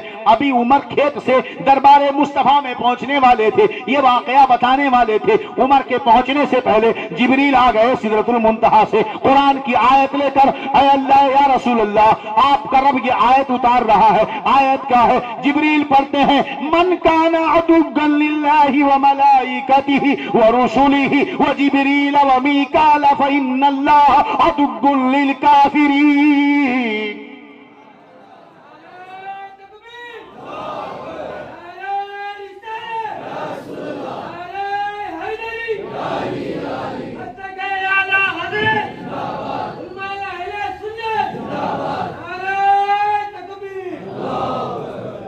समझ गए उमर कौन है? समझ गए उमर कौन है? उमर की शान क्या है? ये उमर वो जलाली साहबी हैं, वो जलाली साहबी अज़मत और शान वाले हैं। नबी करीम की बारगाह में तशरीफ फरमाए, अर्ज करते हैं या रसूल अल्लाह सल्लल्लाहु अलैहि वसल्लम, आपके दरबार में तरह तरह के लोग आते हैं, सवाल करने, मसला पूछने, बैठने उठने। आपकी अज़वाज यहाँ मौजूद होती हैं, आप अपनी औरतों को हुक्म दे दीजिए कि पर्दा किया करें। तब तक पर्दे का हुक्म नाजिल नहीं हुआ था। मेरे आका सल्लल्लाहु अलैहि वसल्लम की बारगाह में हजरत उमर ने क्या फरमाया? इससे एक बात समझ में आती है, अवाम को चाहिए कि अपने मशाइखीन और अपने उलमा की अज़वाज की औरतों को उनके घर की मस्तूरात के पर्दे का ख्याल रखा करें, उनकी इज्जतों का ख्याल रखा करें, उनकी इफ़्फ़तों का ख्याल रखा करें। हजरत उमर फरमाते हैं या रसूल अल्लाह, अपने घर की अज़वाज को, औरतों को हुक्म दे दीजिए कि वो पर्दे में रहा करें। लोग आते हैं, तरह तरह के लोग होते हैं। अभी जिब्रील अभी उमर ने यही मशवरा दिया था, जिब्रील आसमान से उतर गए, ये ऐ नबी अपनी बीवियों को हुक्म दे दीजिए कि जब उनसे इदा सअलतुमुहुन्ना फसअलुहुन्ना मिन वराइल हिजाब, कि जब उनसे कुछ मांगा जाए तो पर्दे के पीछे से मांगा जाए। फसअलुहुन्ना मिन वराइल हिजाब, पर्दे के पीछे से मांगो, पर्दे के पीछे से मांगो। और कल मैंने एक दो वाकया सुना दिया था, इस तरह बहुत सारे वाकयात हैं। कौन उमर है? ये उमर वही है, सुना तुमने, बेशर नामी एक मुनाफिक था। बेशर नामी एक मुनाफिक था, बातें आई तो सुना दूं। यूट्यूब पर आशिक रसूल बनने वालों, हाँ आजकल यूट्यूब वाले आशिक बहुत घूमते हैं। जो मौलवी यूट्यूब पे आ गया वही बहुत बड़ा मौलाना है। अबे हम भी आ जाएं तो क्या कम है, लेकिन हमें अपने शोहरत की जरूरत नहीं है। हमें बस उतनी शोहरत चाहिए जितना अल्लाह ने हमारी किस्मत में दिया है। अरे हम उसी के लायक भी नहीं है, हमारे आमाल इस लायक नहीं है। बात समझ में आ रही है कि नहीं? हाँ, कि अपनी शोहरत के लिए मैं यूट्यूब में अपना वीडियो डालता घूमूं, जरूरत नहीं है मुझे इसकी, इसलिए कि जितना हूं कम से कम बख्श दिया जाऊं तो यही मेरे लिए काफी है। मगर आजकल यूट्यूब पर घूम रहे हैं, ये सब्सक्राइब, ये लाइक, ये कमेंट, ये बेल आइकॉन, ये वो है। एक मौलवी पर अगर एक्शन हुआ तो यूट्यूब पर आशिक खड़े हो गए लाखों की तादाद में। अबे नालायकों, तुम खड़े हो गए लाखों की तादाद में, और जो कुत्ता तुम्हारे नबी की शान में भूख रहा था उसका एक बाल भी हिला नहीं पाए तुम। तुम्हारा इश्क कहां है? गोया कि तुम सलमान खान के फैंस की तरह एक हीरो ढूंढ रहे हो जो गैलेक्सी हॉल के सामने ईद के दिन उसको हाय हाय टाटा बाय बाय करते हैं। अगर तुम सच्चे आशिक होते तो किसी की मजाल न थी कि वह नबी की शान में गुस्ताखियां कर सके। इसलिए कि आज उम्मत के नौजवान बुज़दिल हो चुके, सबको मौत का डर है। हजने सारे हो गए मगर एक भी ऐसा नहीं मिला जो मुस्तफा की अजमत पर अपनी कुर्बानी दे दे। ये यूट्यूब पर आशिक लोगों ने तुम्हारे हाथ में कलम के बजाय मोबाइल पकड़ा दिया। तुम रात के 12-12 बजे तक तुम मोबाइल चलाओ, साइको बन जाओ, मोबाइल एडिक्ट बन जाओ, पागल हो जाओ, दीवाने हो जाओ, नशे काटो, हाथ काटो, फांसी लगाओ, फेसबुक पे दोस्तियां करो, नशे करो। उम्मत के लोगों, कब आपको समझ में आएगा? अब तुम्हारे हाथों में डंडा उठाने की ताकत नहीं है, क्योंकि मोबाइल ने तुम्हारे हाथों को बर्बाद कर दिया है। तुम अब उंगलियों पे रोड पे खड़े हुए नामर्द जो हाथ हिलाते हैं, उसी तरह अब हम मोबाइल पे अपना हाथ घुमाते हैं। इस कदर हमारी हालत हो गई है। उमर बेशर नाम का एक मुनाफिक, बज़ाहिर कलमा पढ़ने वाला, नमाज पढ़ने वाला, खेत में पानी चलाने का लफड़ा एक यहूदी से हो गया। खुला हुआ यहूदी है ये, मुझे छुपा हुआ मुनाफिक, बज़ाहिर मुसलमान। झगड़ा हो गया। यहूदी, ये मुनाफिक मुसलमान जो था, कहता है चलो तुम्हारा जो मौलवी है काब, उसके पास फैसला करवाते हैं। यहूदी जानता था कि मेरा मौलवी रिश्वतखोर है, اس کے پاس جائیں گے تو پیسہ لے کے فیصلہ اس کو دے دے گا. وہ میرے کہتا نہیں تمہارے نبی محمد کے پاس چلیں گے فیصلہ کروانے. اسے خوب معلوم تھا کہ نبی کبھی غلط فیصلہ نہیں کرتے. قرآن کہتا یعرفونہ کما یعرفون ابناءہم. یہ یہودی ہے پیارے حبیب تم کو ایسے پہچانتے ہیں جیسے اپنے بیٹوں کو پہچانتے ہیں. سارے یہودی جانتے تھے کہ نبی یہی ہے. سارے یہودی جانتے تھے کہ یہ نبی یہ برحق ہے. سمجھے کہ نہیں؟ ہاں. دو یہودی آئے بولے ایک دو یہودی کہتا دوسرے سے اذهب بنا الی هذا النبی چلو ہم دونوں مل کر اس نبی کے پاس جاتے ہیں. دوسرا یہودی کہتا لا تقل له نبی لئن يسمع اگر وہ لئن سمع اگر وہ سن لیا يكون له اذنان نبی مت کہو ان کو اگر وہ سن لیں گے دو کان ہو جائیں گے یعنی خوش ہو جائیں گے کہ یہودی ہم کو نبی مانتے ہیں. دونوں آئے نبی کی بارگاہ میں کچھ سوالات کیا نبی نے جواب دیا. دونوں کھڑے ہوئے اور میرے نبی کے ہاتھ چوما اور پیر چوما اور کہنے لگے ہمیں معلوم ہے کہ آپ سچے نبی ہیں. کیا بولے؟ میرے نبی نے فرمایا جب تم جانتے ہو کہ میں سچا نبی ہوں تو کلمہ کیوں نہیں پڑھتے؟ کہا دو ڈر ہے, دو وجہ. ایک وجہ تو یہ ہے کہ ہم یہ چاہتے تھے کہ نبی ہمارے خاندان میں آئے. آپ ہماری خاندان سے ہٹ کر دوسرے خاندان میں آ گئے تو اگر آپ کو نبی مان لیں تو ہماری سرداری چلی جائے گی. دوسری وجہ یہ ہے کہ اگر ہم کلمہ پڑھ لیں گے تو یہودی ہمیں مار ڈالیں گے. مگر ان دونوں نے نبی کا ہاتھ چوما, ان دونوں نے نبی کا پیر چوما. پتا چلا کہ نبی کا ہاتھ چومنا اور پیر چومنا یہ شرک نہیں ہے. ابے ٹونڈے بولتے نہیں یہودی تھے نا. ہم نے کہا بے چوما کس کا تھا؟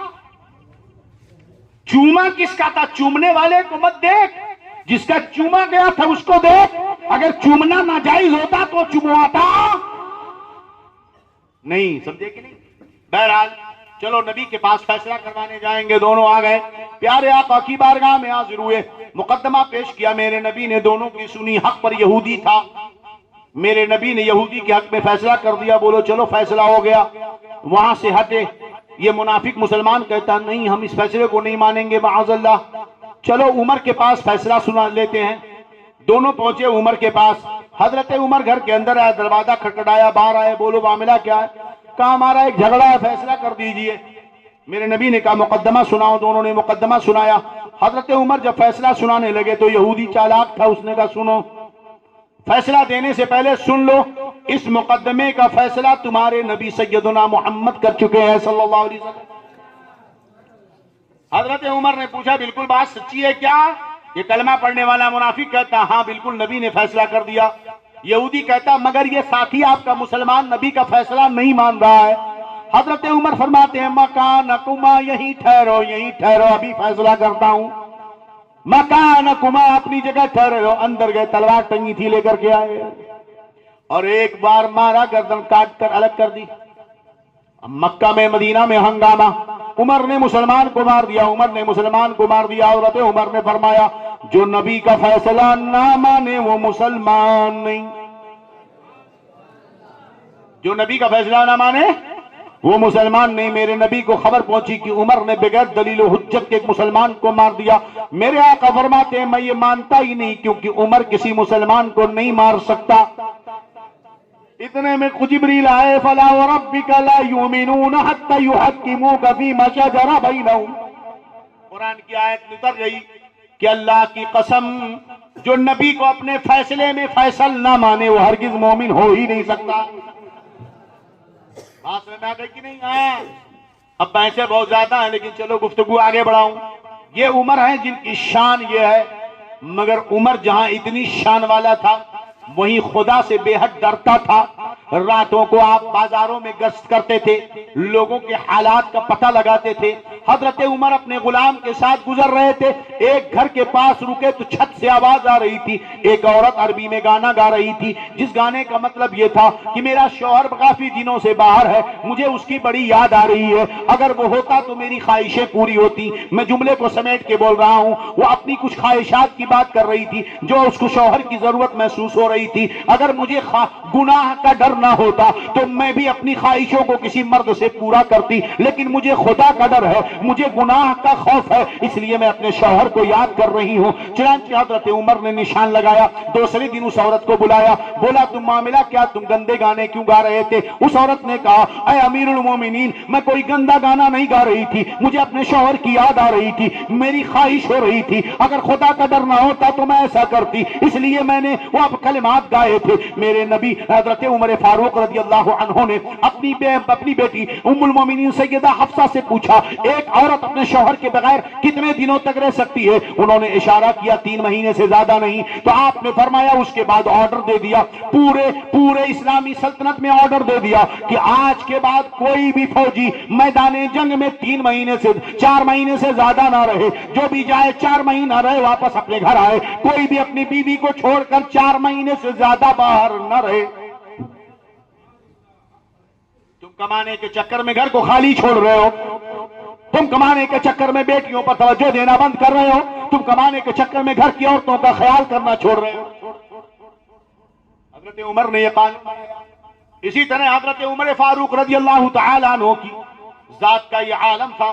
ایک رات آپ گھر کا چکر لگا رہے تھے، ایک گھر کے پاس پہنچے، اندر سے آواز آ رہی ہے، چھن چھن کی آواز آ رہی ہے، بچے رو رہے ہیں۔ کوئی عورت کہہ رہی ہے بچے رو مت کھانا تیار ہو رہا ہے، رو مت کھانا تیار ہو رہا ہے۔ حضرت عمر نے دیکھا دروازہ کھلا تھا، آواز دی، اندر گئے، پوچھا کیا بات ہے؟ کہنے لگی تم کو کیا مطلب ہے؟ کہا نہیں بتا دو ہانڈی میں کیا بن رہا ہے، دروازہ ڈھکن بند ہے۔ انہوں نے کہا چھوڑو ہماری حالت پر چھوڑ دو، تم ہم سے کیوں پوچھ رہے ہو؟ کہا کم سے کم بہن بتا تو دے۔ کہا کیا بتاؤں، میری غریبی پہ رونے آئے ہو؟ کہا نہیں۔ کہا معاملہ کیا ہے؟ ڈھکن کھولا تو دیکھا اس کے اندر پانی ہے۔ کہا یہ کیا کر رہی ہو؟ کہا بچے بھوک سے مر رہے ہیں، کئی دنوں سے کھانا نہیں ہے، پانی گرم کر رہی ہوں، بچوں کو تسلی دے رہی ہوں۔ تسلی دیتے دیتے بچے یہ سوچ کر کہ کھانا بن رہا ہے سو جائیں گے۔ حضرت عمر کی آنکھوں میں آنسو آ گئے۔ وہ بھی ایک عورت تھی، چاہتی تو سود پہ پیسے لے لیتی، چاہتی تو بڈی پہ پیسے اٹھا لیتی، چاہتی تو اپنی عزت کو بیچ دیتی، کسی مرد کو لبھا کر پیسے اکٹھا کر لیتی، مگر قربان جاؤ کتنی پاکیزہ خواتین تھی وہ، کتنی پاکیزہ خواتین تھی وہ۔ گرباج بھی ہو براہیم سا ایماں پیدا، آگ کر سکتی انداز گلستہ پیدا۔ ایسی سلطنت کی عمر کی کہ 90 لاکھ مربع میل پر حضرت عمر کی حکومت تھی۔ سمجھے؟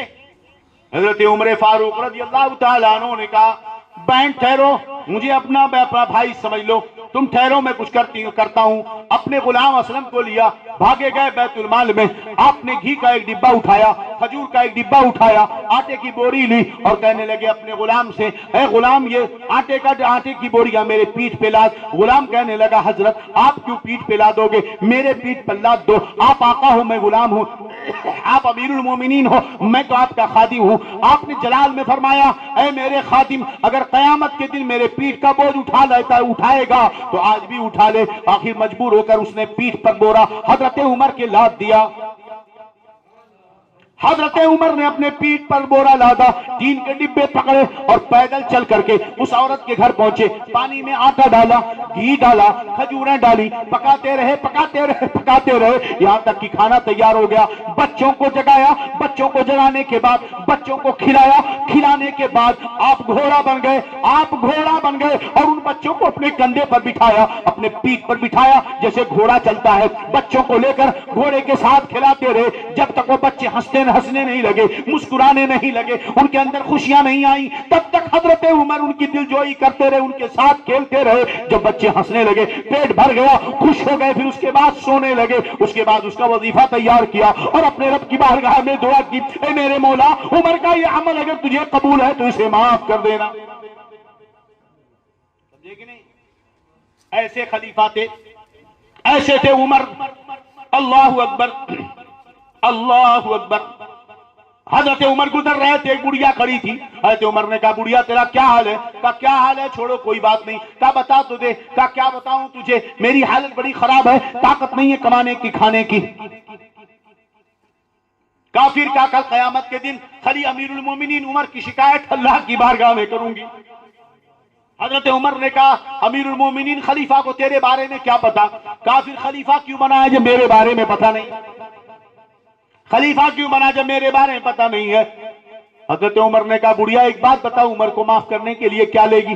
اسے دیتے گئے جب تک راضی نہ ہوئی، یہاں تک کہ حضرت عمر نے کاغذ پہ لکھوا لیا کہ کاغذ پہ لکھ کے دے کہ تو عمر سے راضی ہو گئی ہے۔ جب مرنے لگے فرمایا یہ چٹھی بھی میرے کفن میں رکھ دینا تاکہ قبر میں مجھے معافی کا فرمانا نظر آئے۔ یہ عمر تھے جناب، یہ عمر تھے جنہیں دیکھ کر قیصر و کسریٰ کے لوگ کانپتے تھے، ڈرتے تھے۔ بڑے بڑے بادشاہ یہود و نصارہ کے درباروں میں عمر کا جب نام لیا جاتا تھا تو تخت پر بادشاہ کانپنے لگتے تھے۔ چنانچہ کچھ بادشاہوں نے اپنا ایک آدمی بھیجا تھا، جاؤ دیکھو عمر کا پتہ لگاؤ، روٹنگ کا پتہ لگاؤ، جاسوسی کرو۔ انٹیلیجنس بیورو کا آدمی آیا کہ عمر کو پتہ لگاؤ، جیسے موقع ملے اسے مار دو، بڑا ڈر لگ رہا ہے عمر سے بڑا ڈر لگ رہا ہے۔ ان کا ایک آدمی آیا، پتہ لگایا عمر کہاں ہے، پتہ چلا عمر وہاں باہر سوئے ہوئے ہیں۔ اس نے روٹنگ کا پتہ لگایا، عمر روزانہ شام کو جس طرح رات میں وہ لوگوں کی رعایا کی نگرانی کرتے تھے ایسے ہی کھیتوں کی بھی نگرانیاں کرتے تھے۔ اکیلے جاتے تھے، نہ کوئی پروٹوکول، نہ کوئی کمانڈوز، کچھ بھی ساتھ میں نہیں، نہ کوئی فوجی، کوئی محافظ دستہ، کچھ نہیں، عمر اکیلے سفر کر رہا ہے۔ اس نے روٹنگ کا پتہ لگایا، عمر آئے، شام کو کھیت وغیرہ دیکھا، ایک درخت ہے اس کے نیچے عمر اپنا رومال لگا کر کے سو جاتے تھے زمین پر عمر سو جاتے تھے۔ اس نے پتہ لگا لیا روٹنگ برابر ہے۔ ایک دن پیڑ پر چڑھا، حضرت عمر آ کے سو گئے۔ اس نے سوچا گاؤں کے باہر میدان کے اندر پیڑ کے نیچے اکیلے عمر سویا ہے، جس سے بڑے بڑے بادشاہ اپنے کمانڈوز کے اندر کانپتے ہیں، اپنے سلطنت میں کانپتے ہیں۔ موقع چاہے عمر کو مار دیا جائے، جیسے وہ اترا تلوار اٹھا کر رہتے عمر کو مارنے کے لیے، جیسے اترا حضرت عمر کو مارنے کے لیے، دیکھا سامنے کی جھاڑیوں سے دو شیر نکلے اور دونوں شیر جیسے چنگاڑے ایک ڈر کی وجہ سے بھاگا۔ حضرت عمر بیدار ہوئے، بولا معاملہ کیا ہے؟ کہا میں آپ کو مارنے آیا تھا، جیسے مارنے دیکھا جھاڑیوں سے دو شیر آ کر مجھ پر حملہ کرنے لگے۔ اتنے میں حاتف غیبی سے آواز آئی، یہ کیسے لوگ ہیں جن کی حفاظت کے لیے جنگل کے درندے بھی آیا کرتے ہیں؟ فانوس بن کے جن کی حفاظت ہوا کرے، وہ شمع کیا بجھے جسے روشن خدا کرے۔ وہ عمر تھے۔ آج تم الیگزینڈر کو پڑھتے ہو، آج تم جو ہے جرمنی کے ہٹلر کو پڑھتے ہو، آج تم امریکہ کی سپر پاور کو دیکھتے ہو، مگر اللہ کی قسم الیگزینڈر عمر کے قدموں کی دھول بھی نہیں تھا۔ یہ میں عقیدت میں نہیں بول رہا ہوں، حقیقت میں بول رہا ہوں، اس لیے کہ الیگزینڈر کے پاس جس نے دنیا پر حکومت کرنی چاہی، سکندر اعظم جس نے دنیا پر حکومت کرنی چاہی، اس کے پاس تخت تھا، اس کے پاس سلطنت تھی، اس کے پاس دولت تھی، اس کے پاس ٹرینڈ فورس تھی، اس کے پاس کمانڈوز تھے، اس کے پاس ساری چیزیں موجود تھی۔ وہ ایک ٹرینڈ تیار شدہ تجربے کار فوجیوں کے ذریعہ ملک پر حکومت کرنے کی کوشش کر رہا تھا، مگر قربان جاؤ عمر کو اور تعلیم اسلام کو کہ جس نے بھیڑ بکریاں چرانے والوں کو، کھجوروں کے باغ میں کام کرنے والوں کو ایسا تیار کیا کہ چند ہی دنوں کے اندر 12 سال کے اندر عمر کی خلافت میں 90 لاکھ اسکوائر فٹ سے بھی بڑھ کر مربع میل پر حکومت قائم ہوئی۔ ایسی حکومت قائم ہوئی اللہ کی قسم کہ ایک عورت تنہا ہزاروں کلومیٹر چلی جائے کسی کی مجال نہیں ہوتی تھی کہ اس عورت کو چھیڑ سکے۔ وہ عمر کی سلطنت تھی، کسی کی مجال نہیں تھی۔ آج تمہیں اسلام کے قوانین میں کہتے ہو ارے مولانا لوگوں کی بات ایسے ہی ہوتی ہے، ایسے ہی مولانا لوگ۔ ہم نے کہا اچھا یہی عمر ہے۔ ایک مرتبہ کہیں جا رہے تھے، ایک میدان میں پہنچے، کچھ ٹیلے تھے، ریتیلی پہاڑ، وہاں پہنچے، رونے لگے، آنسو بہنے لگا، گاڑی تر ہو گئی، کپڑا بھیگ گیا۔ کسی نے پوچھا عمر ان ٹیلوں کو، کھنڈروں کو دیکھ کر کیوں رو رہے ہو؟ کہنے لگے اللہ کی قسم یہی وہ جگہ ہے جہاں میں پہلے اپنے باپ خطاب کے اونٹ کو چرایا کرتا تھا۔ میرے باپ خطاب کے اونٹ میں چرایا کرتا تھا۔ میرا باپ بڑا سخت دل آدمی تھا، میں جب اونٹ چراتا غلطی کرتا تو مجھے مارتا اور ڈانٹتا۔ مجھ سے 10 اونٹ نہیں سنبھل پا رہے تھے، مجھ سے 10 اونٹ سنبھل نہیں پا رہے تھے، مگر آج یہی عمر ہے کہ مصطفیٰ کی غلامی نے وہ عظمت عطا فرمائی کہ شرق سے لے کر غرب تک پوری دنیا عمر کے ایک حکم پر سیدھی کھڑی ہے، نحن اذلۃ قوم فاعزنا اللہ بالاسلام، ہم جب کفر میں تھے، ذلیل تھے، نکمے تھے، کسی لائق نہ تھے، اللہ نے اسلام کی وجہ سے ہمیں یہ عزت عطا فرمائی کہ ایک آدر عمر پاس کرتا ہے تو 90 لاکھ مربع میل پر کروڑوں لوگ عمر کے آگے سیدھے کھڑے ہو جاتے ہیں۔ یہ اسلام کی دی ہوئی عزت و عظمت ہے۔ تو عمر جیسا بنو تو پہلے، اب بتاؤ ان کمینوں کو جو عمر سے جلتے ہیں، پڑھتے ہیں کلمہ مگر جلتے عمر سے، یہ یہود کے ایجنٹ ہیں، یہ مسلمان نہیں ہو سکتے۔ سیدنا عمر فاروق رضی اللہ عنہ نے 12 سال خلافت کے امور انجام دیے، بڑا ہی شاندار بنا، ہر طرف امن، ہر طرف امان، اسلام کا غلبہ، اسلامی شان، قوانین اور اصول اتنے مضبوط۔ عمر کو جانتے ہو؟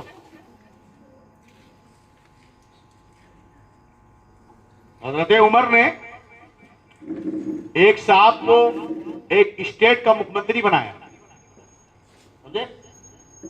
یہ سمجھ میں آئے گا نا، مکھ منتری، وہ پرائم منسٹر تھے، ایک اسٹیٹ کا ایک صاحب کو، صحابی تھے وہ، ان کو ایک اسٹیٹ کا پرائم منسٹر بنایا۔ حضرت عمر کا آرڈر یہ تھا کہ کوئی بھی آدمی ریشم کے کپڑے نہیں پہنے گا، جو حاکم ہے ریشم کے کپڑے، مکھ منتری کو ریشم کے کپڑے پہننے کی اجازت، نمبر 1۔ نمبر 2، ترکی گھوڑے پہ نہیں بیٹھے گا۔ نمبر 3، دربان میں چوکیدار گارڈ نہیں رکھے گا، ملنے کے لیے پرمیشن کی ضرورت نہیں، کوئی بھی ملنا چاہے بلا ٹوک ملے اس سے۔ خبردار دروازے پر واچ مین نہیں رکھنا کہ حضرت آرام کر رہے ہیں پرمیشن لے کر آؤ، وزٹنگ کارڈ دکھاؤ، نہیں۔ ایک نام اس وقت ذہن میں نہیں آ رہا ہے، ان کو آپ نے ایک اسٹیٹ کا یا ایک ایریے کا بنایا، ان کے بارے میں میسج ملا کہ وہ گھوڑا رکھتے ہیں، دربان لگا رکھا ہے۔ حضرت عمر نے فرمایا جاؤ فوراً پکڑ کے لاؤ اسے، پکڑ کے لایا گیا۔ بولے تم کو معلوم نہیں میرا آرڈر؟ میرا آرڈر معلوم نہیں؟ دربان نہیں لگانا، گھوڑے نہیں رکھنا، تم رسول اللہ کی امت کے ساتھ تکبر کر رہے ہو، فرعونیوں جیسا کام کرتے ہو۔ سارے لباس لے لیے، اتھارٹی چھین لی، کالا کمبل منگایا، 100-150 بکریاں لی، کا کمبل اوڑو، بکریاں پکڑو، تم لوگوں پر حکومت کرنے کے لائق نہیں ہو، جاؤ بکریاں چراؤ، جاؤ کیا کرو۔ حضرت عمر جب کسی کو کسی علاقے کا گورنر بناتے تھے تو گورنر بنانے سے پہلے اسے بلاتے تھے، ادھر آؤ، آئے، کتنی پراپرٹی لکھ کے دو، بینک بیلنس کتنا لکھ کے دو، کتنے کپڑے ہیں بتاؤ، کتنے گھوڑے ہیں بتاؤ، کتنی تلواریں ہیں بتاؤ، کتنے کوڑے ہیں بتاؤ، کتنی پگڑیاں ہیں بتاؤ، ٹوٹل کتنا ہے سب لکھ کے رکھو میرے پاس۔ اگر گورنر بنتے ہوئے اس میں ذرا سی بھی زیادتی ہوئی، خیریت نہیں۔ اگر کوئی پہنچتا، ایک صاحب پہنچے، حساب کتاب دینے لگے، کہنے لگے حضرت عمر نے کہا یہ کہانی مجھے گفٹ دیا گیا، کہا یہ کہانی مجھے گفٹ دیا گیا، کہا یہ کہانی مجھے گفٹ دیا، حضرت عمر نے کہا ساری گفٹ لو اور بیت المال میں جمع کرو، تیرے باپ کی گفٹ ہے، گورنر نہ بنا ہوتا پھر دیکھتا کون تجھے گفٹ دے رہا ہے، گورنر نہ بنتا پھر دکھا کون گفٹ دے رہا ہے، گورنر بننے سے پہلے بھی کسی نے گفٹ دیا تھا کیا؟ یہ عمر تھے، ایسے عمر تھے۔ آج حکومت ہے M L A M P کے الیکشن میں کھڑے ہونے والے نیتا سے اس کی لسٹ مانگتی ہے، ابے تم آج مانگ رہے ہو، آج سے 1400 سال پہلے عمر نے یہ قانون بنا دیا، سمجھے کہ نہیں؟ ہم ہیں کہ دوسروں کے پیچھے بھاگ رہے ہیں۔ सैयदना उमर फारूक, जहां इतनी अजीम शान कोड़े से दांत पिटवा देते थे, एक के लिए नरमी बिल्कुल नहीं, सख्त से सख्त सजा। और जहां वो था वहीं मेहरबानी का यह आलम था कि हजरत इमाम हुसैन से कहते हैं, शहजादे उमर के सर में जो बाल उगे हैं वो आपके सदके में उगे हैं। हजरत उमर फारूक रजी अल्लाह अन्हु ने एक दिन इमाम हुसैन से कहा, शहजादे हम काम में बिजी रहते हैं, मिलने का टाइम नहीं मिलता, आपकी जियारत का दिल करता है, आप ही कभी कभी शर्त कर दीजिए, हाजिर हो जाएं, नजर जियारत करवा दिया करें। हजरत इमाम हुसैन ने कहा ठीक है हम आ जाएंगे। एक दिन इमाम हुसैन निकले और जियारत के लिए गए, पहुंचे आपके घर अंदर हजरत उमर फारूक हजरत अमीर मुआविया से सल्तनत के मैटर में कुछ मीटिंग कर रहे हैं, आपस में डिस्कस कर रहे हैं। हजरत इमाम हुसैन पहुंचे, देखा कि इस चौखट पर मैं खड़ा हूं, उधर बगल दूसरी तरफ की चौखट पर हजरत अब्दुल्ला खड़े हैं, हजरत उमर के बेटे खड़े हैं। हजरत इमाम हुसैन ने देखा बेटा अंदर नहीं जा रहा है तो मैं कैसे अंदर जाऊं, खड़े रहे, बहुत देर हो गई, वापस आ गए। कुछ दिनों के बाद हजरत उमर की मुलाकात इमाम हुसैन से होती है। आपने फरमाया, शहजादे हमने आपसे अर्ज किया था कि कभी कभी आ जाया कीजिए ताकि गुलाम जियारत कर लिया करे, आप नहीं तशरीफ लाए। कहने लगे नहीं, एक दिन हम गए थे मगर हम वापस चले आए, आप अमीर मुआविया से कुछ बात कर रहे थे। फरमाया कि तो आ जाते आप, हम भले बात कर रहे थे। कहा नहीं आए इसलिए कि आपके बेटे खड़े थे, जब वो अंदर नहीं गए तो हमने सोचा जब बेटा बगैर परमिशन के नहीं जा सकता है तो फिर हम कैसे जा सकते हैं। हजरत उमर फारूक रोने लगे, फरमाया शहजादे वो उमर का बेटा है जिसे आने के लिए परमिशन की जरूरत है, मुस्तफा के लाडले के लिए परमिशन की जरूरत नहीं है। हमारे सरों में जो बाल उगे हैं ना ये आपके सदके में उगे। ये है उमर, और ये मरदूद उमर को कहते हैं, वो जालिम है, वो गालिब। हजरत अली के मुर्तजा हजरत अबू बकर के दौर में भी वही सब काम करते रहे, हजरत उमर के जमाने में भी वो काम करते रहे। हजरत उमर रज़ियल्लाहु तआला अन्हु का आखिरी वक्त है, कितने अब दाखिल होना चाहते हैं, ज्यादा हो गया, वक्त खत्म करूं? थक गए आप लोग? शायद मैं थक गया, आप थके हो? लग रहा है थक गए हैं? ये तो खत्म कर देते हैं फिर। हाँ।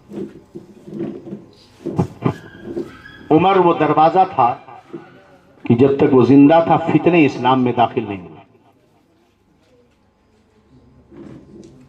आज हमारी कौम उन मौलवियों को पसंद करती है जो लीपा पोती करते हैं।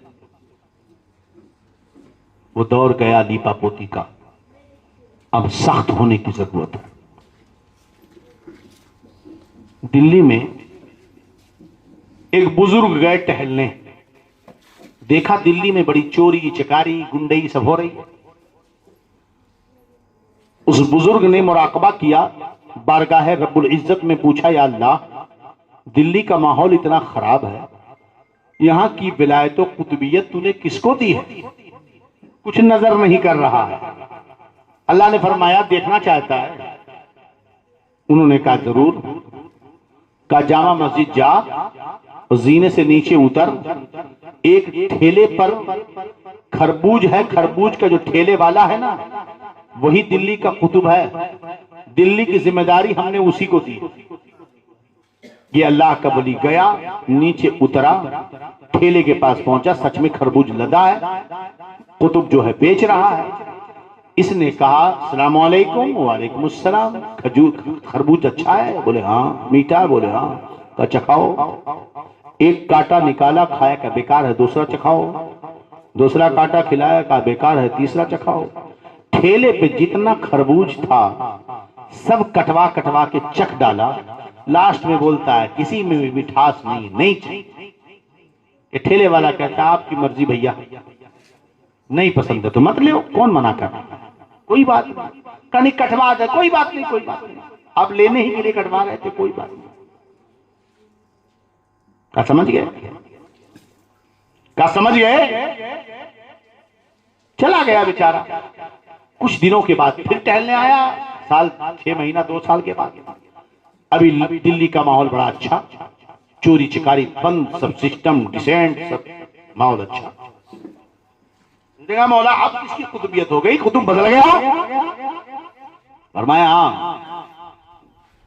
اسے دیکھنا چاہتے ہیں, دیکھے گا؟ بولے ہاں. کہا جا دلی جاؤ مسجد, وہی جاؤ مسجد. کہا پھر؟ کہا وہاں جا, لوگ بیٹھے رہتے ہیں نا, ایک سقا ہے پانی پلانے والا, مشکیزہ میں پانی بھر کر لوگوں کو پانی پلاتا ہے, وہی قطب ہے اس وقت کا. یہ گیا, السلام علیکم. وعلیکم السلام. بولے پانی پلاتا؟ بولے بالکل. بھرکے میں پانی, مٹی کے بھرکا تب چلتا تھا, نکالا دیا. اس نے پانی لیا اور گرا دیا اور پیر سے زمین کو لیپنے لگا. تب ماربل تو تھا نہیں, پانی لے کر گرا کر پیر سے کیچڑ کرنے لگا. اس نے کھینچ کر ایک تھپڑ مارا. بولا کیا بے خربوزے والا سمجھا ہے کیا؟ خربوزے والا سمجھا ہے؟ تو آپ خربوزے والے مت بنو. دامن گیرا والے خربوزے والے ہو گئے, سنی بریلوی رضوی, اور جتنے بھنگی سنگی ہیں نا وہ ذرا ٹائٹ ہو گئے. تو ذرا خربوزے والے مت بنو. بالخصوص جو باپ ہیں ان کو خربوزے والا نہیں بننا چاہیے. بات سمجھ آ رہی کہ نہیں؟ ہاں, پھول پیدا کیے ہو, ڈنڈے سے بچوں کو پالو, دنا دن دنا دن, موبائل نہ چھوڑے, در در در. ان کے بھوت بغیر مار کھائے اترتے نہیں, سمجھے کہ نہیں؟ جو جتنا کٹ کے بنتا ہے وہی اتنا چمکتا ہے. ابے لوہا بیکار ہے جب تک آگ میں ڈالا نہ جائے اور ہتھوڑے سے کوٹا نہ جائے. سونا بیکار ہے جب تک اسے آگ میں تپا کر اسے ٹھوک کر برابر نہ کیا جائے. حضرت عمر فاروق فرماتے ہیں لوگوں اپنے بچوں کو نرمی میں, آشائش میں, آرام میں مت پالا کرو, اپنے بچوں کو سختیوں میں پالا کرو. اپنے بچوں کو مٹی میں پالو, اپنے بچوں کو سختی میں پالو, اپنے بچوں پر ذرا ٹائٹ کاٹ دو. یہ بیچارہ ایک اینٹا اٹھایا, ہاتھ خراب ہو گیا, ابھی اس سے 10 اینٹیں اٹھواؤ. غزہ کے بچوں کو دیکھا ہے, دیکھا ہے غزہ کے بچوں کو, چیتھڑے اڑے ہیں ان کے. کیا کیا ہے ہم نے اور آپ نے جو اتنی عزت سے ہیں, سوائے اس کے کہ مولا تیرا کرم ہے. خواجہ جی میری کے صدقے میں ہمارا بھرم ہے. اپنے بچوں کو سخت رکھو. یہ کرکٹ کا بال نہیں, 50 کلو کی بوریا اٹھانے کی طاقت رکھتا. مضبوطی کے ساتھ انہیں پالو, بوائلر مرغی مت بناؤ ورنہ یہ ذبح ہو جائیں گے, کچھ نہیں بولیں گے. حضرت عمر کی یہ تعلیم, اخرج اليہود والنصارى من جزیرۃ العرب. حضرت عمر نے دفعات بنائے تھے, سمویدھان بنایا تھا. جزیرے عرب کے کسی بھی کونے میں, کسی خطے میں, کسی کھاڑی میں, کسی پہاڑی میں, کسی جنگل میں کوئی یہودی اور عیسائی بسنے نہ پائے. کوئی یہودی عیسائی عراق سے لے کر کے یمن تک کہیں بسنے نہ پائے, نہ شہر میں, نہ دیہات میں, نہ گاؤں میں, نہ کھڈے میں, نہ پہاڑ میں, نہ جنگل میں. جب تک عمر کے اس سمویدھان پہ عرب نے عمل کیا تھا, عزتیں ان کے قدم چومتی تھی. آج یہ بزدل نکمے جن کی بیٹیاں جو اپنی بیٹیوں کو عیسائیوں کے سامنے نچاتے ہو, تم انہیں اسلامی بادشاہ کہتے ہو, اور ان مولویوں کو لقبہ مار گیا ہے زبان پہ. وہ حدیث کی لت لگانے والے کرائے کے ٹٹو گنگے شیطان بنے بیٹھے. یہاں سے سنت, یہاں سے سنی جا کر مصطفیٰ کی روزے پر سلام پڑھنے لگے. اس مردود کی زبان منہ میں زبان آتی ہے تب شرک اور بدعت کے فتوے دینے کے لیے مصطفیٰ کے شہر میں ناچا جا رہا ہے، شراب بک رہی ہے، جوئے کھیلے جا رہے ہیں، بے حیائیاں ہو رہی ہیں، کعبہ کا نقشہ بنا کر اس پہ ننگی لڑکیوں کو نچایا جا رہا ہے۔ یہ مسلمان تو نہیں ہو سکتے، نا یہ مسلمان تو نہیں ہو سکتے، یہ کسی یہودی کی اولاد ہو سکتے۔ اور ان کا جو یہ حشر ہوا ہے جانتے ہو کیوں؟ اس لیے کہ انہوں نے قرآن کی تعلیم نہیں سیکھی۔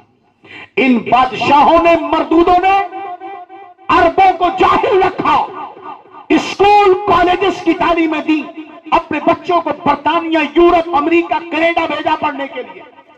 انہوں نے عرب میں مدرسے قائم نہیں کیے، مولوی نہیں بننے دیا، عالم بننے نہیں دیا، فقیہ بننے نہیں دیا، محدث بننے نہیں دیا۔ کرائے کے چند مولویوں کو خرید کر انہوں نے مسجد نبوی میں اور مسجد حرام میں بٹھایا ہے بس۔ اس لیے ان کے بچوں کو صرف نشہ آتا ہے، آوارگی آتی ہے، شراب پینا آتا ہے، اسلام کا دور دور تک ان کا کوئی رشتہ نہیں، کوئی تعلق نہیں۔ اللہ بچائے ایسے۔ میرے عمر نے جو حکومت دی تھی آج اسی کے لیے ترس رہی ہیں عرب کی وادیاں، وہاں کی فضائیں، وہاں کی پہاڑیاں، وہاں کی کھجوروں کے باغ۔